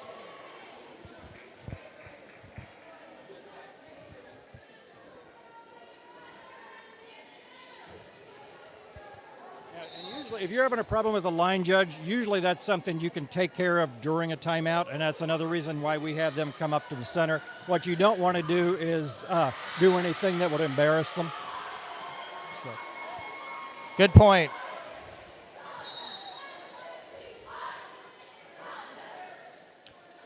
One other thing with line judges, Dixie, if you ever have to overrule a line judge, like you know, they saw it in and you saw it out, how do you handle that situation? And is that something that you cover in pre-match, or is that something that, you know, how do you handle that situation if you have to overrule a line judge? In the pre-match conference with the line judges, you want to tell them, if I see it differently than you do, then I'm going to go with my call. Don't be offended. Keep working hard for me. Hopefully it doesn't happen very often, but just let them know that it's nothing personal, that you just saw it differently, and a coach may question that. And again, ultimately the R1 and the R2 have the final call, not the line judges. And if there's a difference between R1 and R2, then who has the final call? The R1. I forgot what I was going to say now. Okay, now there we just had a number 28, the setter in white, dumped it over. And in John's opinion, that was, and 28 is back row, as you can see right now. And in John's opinion, that was not a back row attack. The point I was going to make about overruling the line judge is if the R1 is going to overrule the line judge, they need to do it immediately. Don't whistle, then look for their call, and then shake them off and overrule them. If you're going to do it, go ahead, whistle it, give the signal. If they come up with an opposite signal, then usually what I'll do is just tap my chest to signal that's what I saw. Okay, speaking of line judging, we kind of missed it there, but the server was over by the line judge there. And we'll get to actually watch it here. So the server is over by the line judge. What instruction should the line judge get and should be doing in this scenario right now? The line judge should be instructed to move. Either move back behind the server outside of peripheral vision but in line with the sideline, or if the first referee prefers, he can instruct the line judge to move laterally to watch the end line and not worry about the sideline. But they should not be staying in that position when the server is that close. And by near, what I tell my line judges is if she's between that white free throw lane and you, that's when I want you to move.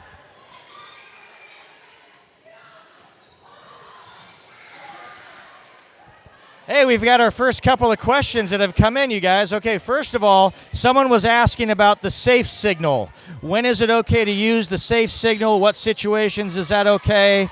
Could we elaborate more about that?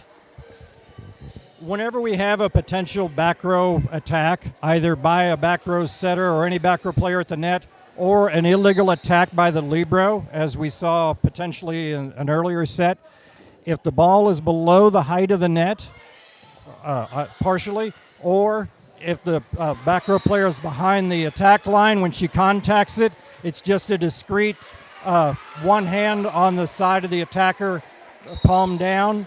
It's used at the discretion of the first referee when they think it's necessary to communicate that it was a legal play. It should be used only by the first referee, and that's not mirrored by the second referee. Okay, so hopefully we answered that person's question about using the safe signal. Now we have another question that just came in. We talked about overlaps for like a rotation or two. We had a ball tied to the net. Both people involved in the joust were those front row players. Oh no, we had a net violation, it looks like. I think I saw a line violation. One thing Center I line. mentioned that happened during that rally. One of the players from Winnetonka went rolling and crashed into the padding on the far side, and that's legal. The padding is okay to touch, but she cannot touch any part of the net or the cables. So she couldn't touch those white covered cables at the bottom. That'd be a net fault. Okay, so that was the first set. Winnetonka beat Staley 15-10.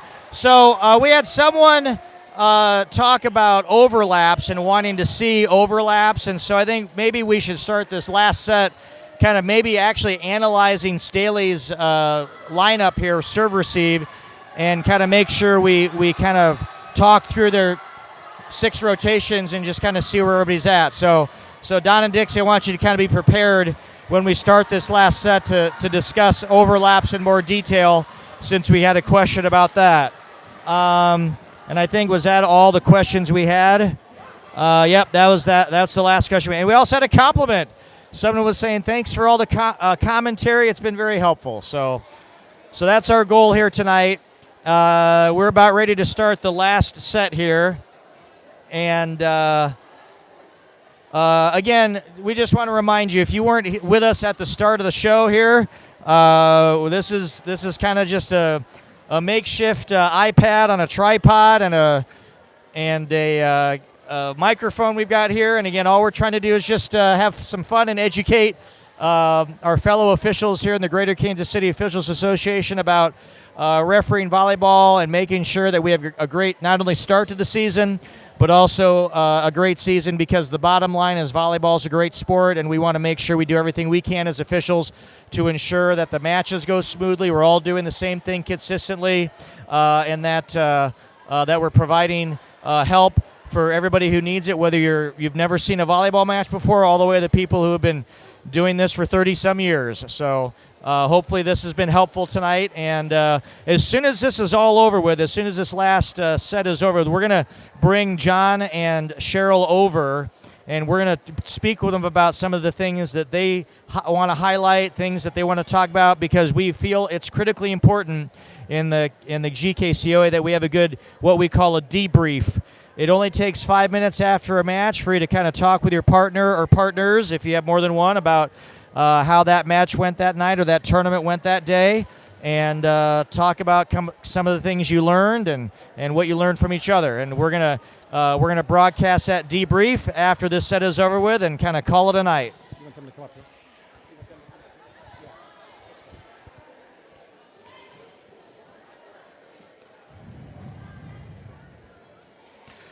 Well, fortunately, Dixie, we haven't had much of this tonight, but what if we have any issues with coaches or bench official or bench players, anybody on the bench where we've got, or frankly, anybody on the floor for that matter? What if we have to issue a yellow card, a red card, any violations there? How is that usually handled, and what is it that we need to do as referees there?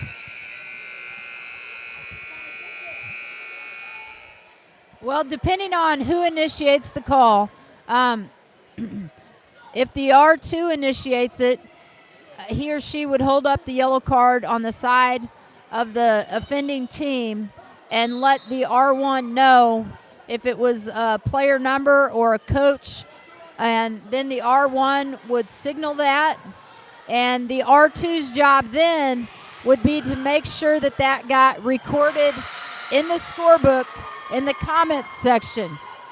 And remember, if it's a red card or, heaven forbid, a red and yellow disqualification, as the official who administered that, you are required to write a special report for that on the MSHSAA website. Okay, good timing, because now we're in Staley's serve-receive position. We want to watch for overlaps on Staley here. So what do we have here? Okay, it looks like 14 is a setter, and she is the middle back. So she was positioned behind number 16. And again, she cannot be closer to the net than number 16. So right now, 14 is the middle back setter. That's critically important to know. Okay, so now they got the point. They're rotating. Staley's 14 is now left back. So as an R2, are these things that you're memorizing or things you know or things that you look at off the card? I'm not trying to memorize, but I do focus on one of the team. If I'm the R1, I try to make sure that I, in my mind, go over the numbers of each of my back row players so that if they do anything at the net, that'll trigger me to call the fault. I know some officials focus on front row. It's up to the official however they want to do it. So right now 14 is back row, she's the setter. So as an R1, you should know whether the setter is front row or back row at all times, so that when you have a violation, okay, looks like we're referring to the line judge. Staley is wanting a touch. And now we're just getting clarification. Cheryl, as the R2, is heading over to the line judge to make sure that there wasn't a touch. Is this something that's necessary, or can we do this just using signals, or is this just preventative? I think it's a good thing to do, especially in this case, because we don't know what type of review they may have had with the line judges beforehand. That way the coach also knows she's been heard, we're addressing it, and I think would be more accepting than if we just said no, that she just called it out. Okay, so back to the rotation now. The setter is left back. Notice 14 up at the net is pushed up with 30. 30 is left front. Okay, so as long as she stays to the left, looks like of 3 might be middle back, or 7. Actually, 7 is middle back. They're fine. So if they have well, they're going to side out here, so we're not going to get to see it again. But 14 is a back row setter. She's subbing out. So now what this means is that person 28 subbing in is now most likely going to be the back row setter now. So again, if you're a beginning official trying to learn overlaps, the setter is where you want to start. Most of the time, the setter is somehow involved in an overlap. And so if you know who the setter is, and in this case for Staley, number 28, we just had 11, a back row setter for Winnetonka, poked the ball over. And again, John believed that the ball was not entirely above the height of the net, poked it over, legal. All right, so now 28 is right back. 21 is right front. 28 has to stay behind 21 until the ball is contacted. And that happened right there. And Don and Dixie, if you want to add anything here, feel free. She can be in motion. We go with where her feet are in contact with the floor. Or if her feet are off the floor, it's where they were last in contact with the floor. Okay, so now 28 for Staley is middle back now. So again, they're serving. It'll be more critical to know that when they're receiving. So when we come back to their serve-receive, we'll see where their 28 stacks and how that is in relation to the other back row players. I was just going to comment, even though technically she's closer to the sideline than 25, the right sideline, 25 is the server, so you can't overlap with the server. Okay, so now here's what we got. 28 is middle back. Number 3 is left back, the libero. Number 11, the one closest to us, the blonde, is the right back. So as long as 28 up at the net is in between 3 and 11, that's legal. Now, you'll find that right there, where the setter is pushed up middle back at the net, you'll find there's more overlaps probably in that scenario than any other scenario, because 3 or 11 sometimes slides over accidentally too far one way or the other, and they are out of alignment with the middle back setter pushed up at the net. So hopefully you were able to see that, and if you didn't, you can rewind the YouTube video here and kind of see what I'm talking about. But whenever setter's middle back pushed up at the net, that's when problems ensue sometimes. And let's see what John has here. Yep, John has a prolonged contact. And all of us are shaking our heads in agreement that ball stuck on the hand too long. Okay, so now we got setter left back, pushed up in left front with 25. As long as she is to the left of number 11, she's good. And it's unfortunate we only get to see these rotations one time because Staley sides out so fast. So now 14 is back in as the right back setter. So this is what's called a 6-2 offense by Staley. They have 2 setters, both in the back row. So now 14 is your right back setter for Staley, serving.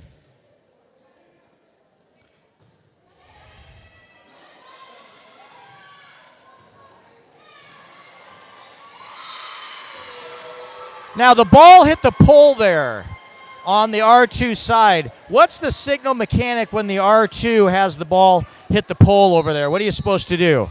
And we have a timeout so we can explain this a little further. If the R2, if the ball hits the pole, hits the antenna, hits the net outside the antenna on their side, what is the signal sequence there for the R2?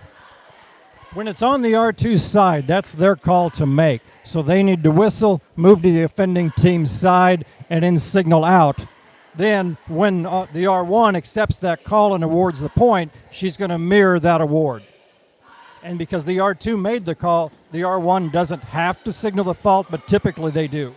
And if they do, the R2 doesn't mirror the fault again.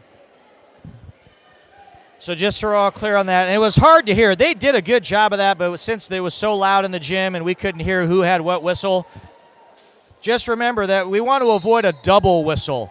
If the ball ends up over there outside the antenna or hits the pole, it's the R2's whistle. The R1 should not have to whistle a second time. So again, anything dealing with the ball hitting the pole, hitting the antenna, ball going outside the antenna on the R2 side, it should be the R2's whistle. That being said, if the R2 doesn't whistle it and the R1 knows it was out, then go ahead and whistle it. But don't jump the gun. Give them time to whistle. Okay, so now we're in serve receive again. Staley's number 14 is right back. Staley's number 25 right next to her, if you can see the numbers here, is right front. So as long as 14 is no closer to the net than 25 before the ball is contacted, she's fine. And in all of our opinions, she was okay there.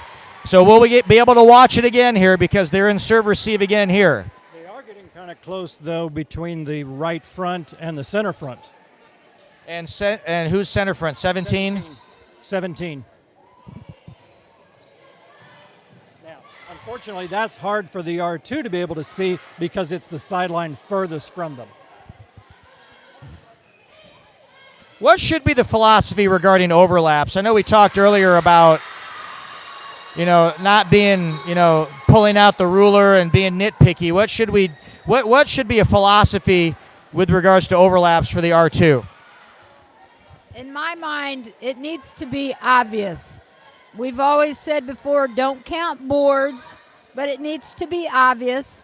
Like I said earlier, if you feel like they're getting really close, you might say to the coach or the captain or even them if they're subbing out, hey, watch your feet. Okay, now here's where the setter is middle back again. 14 is pushed up to the net. She's middle back. 16 is middle front. 3 is left back, and they're very close right there. Okay, and 7 is right back. So again, as long as 14 is in between the libero and 7, she's okay with regards to left to right in the back row. And here, we're going to be able to watch it again because Winnetonka won that point. So let's watch this. 14 needs to be in between 3, which is the libero, and 7, and 3 and 14 are very, very close. You see that, but again, I would hearken what Dixie has to say there and say, don't count boards. If it's close, again, don't be overzealous with calling that. One thing you can do as the R2 is maybe take another step or two down the line to let them know you're watching them. Again, if it's not obvious, you're not going to call it, but that way they know you're watching them. Good point. Now, here's the other thing, too. There's an article in this year's volleyball magazine that we got with our MSHSAA materials that talks about warning the coach if you see a potential overlap. What are your feelings about giving a warning potentially before making the call itself? I don't really like giving a warning, but I guess when you say, hey, coach, they're getting close, to me that's kind of their warning. You don't need to go over and stop the game. Just kind of discreetly let the coach know. And I think what you're saying is that if it's really close, not like if it's obvious, like if they're completely overlapped or if it's a good step or two, in violation, yeah, we're not going to give a warning on that. That's a call. But if they're like even or very, very close, maybe a little toe over, that's kind of what we're talking about, right? It's going to have to be something that you see as obvious. And so if I think they're doing something, if she's moving too soon and she's gaining an advantage on it, if I see it, I'm going to call it. If I have the opportunity to, before that, maybe during a timeout or in between sets, be able to say, Coach, that setter is really cutting it close on moving too soon, then that's about the extent of the warning. I'm not going to do it in between points. Like would now during a timeout be a good time to do something like that? Yeah. And I did have a situation last year where they were lining up slightly out of alignment. I mean, it was close, but it was close enough I wasn't going to call it. And I had already talked to the coach about it, and I did have the opportunity during a dead ball to say, Coach, this is that situation we talked about. And so that way she was able to see it right then.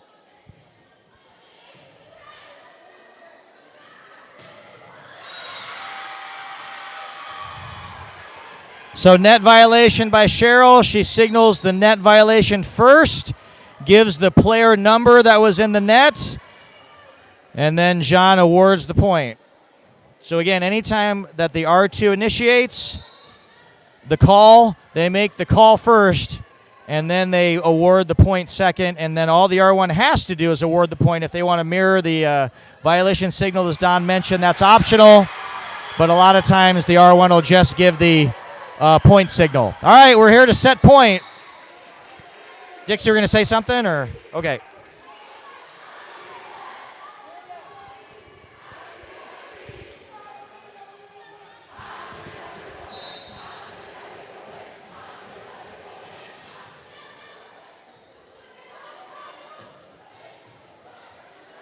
I tell you what, Don and Dixie, for a jamboree, and Winnetonka just took 2 sets from Staley. For a jamboree and for these matches, not counting on anybody's record, this has been a pretty spirited evening. It has. They all played pretty well. I think the play was very good for a first match, and the officiating was very good for a first match. I would wholeheartedly agree. Now, what we're going to do is, in a moment, John and Cheryl are going to come up here, and we're going to kind of go through their post-game debrief and kind of, see if there's any questions. And those of you who are watching, if you want to ask some questions, now's the time to put those questions in. If there's anything you want to ask John or Cheryl. And when they come on up here, we're going to visit with them and then call it a night. So before they get up here, again, we want to reiterate our thanks to a number of people to make this broadcast possible. Not only Don Sleet and Dixie Ousley for giving up their evenings to do this, but obviously also our referees, John Eckardt and Cheryl Aston. They're coming up right now, and want to thank the 4 teams involved and their coaching staffs. We kind of warned them in advance we were doing this, and they were very gracious in allowing us to make this video from Winnetonka, North Kansas City, Staley, and Oak Park. We want to thank Jared Barge, and who's the athletic director here at Winnetonka. We want to thank them. We also want to thank the North Kansas City School District, who provided the equipment for us to do this live webcast, and Michelle Cronk from our central office that helped us out on the camera quite a bit here tonight. And I think Cheryl and John are on their way up here. Oh, and they're also taking care of right now a very important thing. Signing. Yeah, here we go. Dixie, take care of that. They are doing maybe the most important thing, signing the sheet so that you get paid. Yeah, Dixie's also the athletic director at Antioch Middle School, and so she also is the one who takes care of on the other end officials that get paid here and so forth. All right, so here are the stars of our show. Hey, nice going. John Eckardt, Cheryl Aston. Okay, so I think what I'm going to do is I'm going to step out. You guys kind of do what you need to do for your post game. Do you guys want to have a seat? And we'll just kind of stick the microphone in here, and what kind of things you normally do for a post game debrief, things you talk about. It will just kind of be a fly on the wall, and then after you're done, then Don, Dixie, and I might ask a couple questions, and then we'll call it a night, okay? All right, you're on. Well, the very first thing that happened in the very first game, the very first thing is the coach was receiving. The Winnetonka coach was receiving, but he had it figured that his first player was serving back here, and so I put her in the front row. And the coach didn't want her in the front row. The coach wanted her in the back row. And I said, but coach, you're receiving, and so the way you have this organized, your player must be right front. And he goes, are you sure about that? And I said, well, pretty sure. and so he said, well, I need a substitution. So we started off the game with a substitution, which you can do. And so that was the very first thing that happened. And so that was a little excitement, but we straightened that out. I tried to, as the down official, I tried to watch for net and feet, and we had an elbow and a knee that were over a couple of times, and we had some in the net action fouls, and so we were trying to watch that. I mean, it's the first match of the year, so it's a little bit tough to remember what you're looking at, but those were the things that, a couple of other, I had a couple of overlaps, but they were very close, but they were pretty, and so I just mentioned them to the coach because I didn't want to make a big thing out of it, the very practice match of the round, but I subtly went up to the Winnetonka coach a couple of times and just mentioned that you have an overlap here and you may want to watch for that because we're going to have to call that pretty soon. And so he substituted her out, he talked to her, and they got that straightened out, and so we didn't have any issues after that. So, okay, Cheryl. Well, yeah, like you said, I think this is our jamboree as well as for the girls, and I noticed that I think I should have been echoing back to you, the player that was in the net. You tell it to me, I need to be giving that back to you. I realized I wasn't doing that. I appreciate your help on that held ball where there was so much going on there at the net, and yeah, so I really appreciate that. And I caught that other net for you. You were blocked by the post, and so I think there were just a few things. I appreciate the help on the fours that you gave me, and I think we worked well. Yeah. So, yeah, I had that right off the bat on that first serve on that first set of the last match.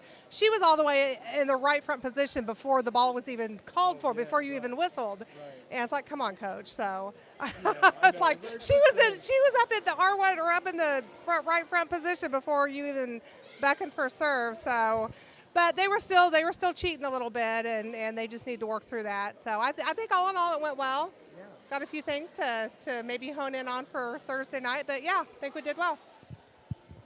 You mentioned that John gave you some help with some signals. Is that something that you guys talked about pregame on what kind of signals you would give each other?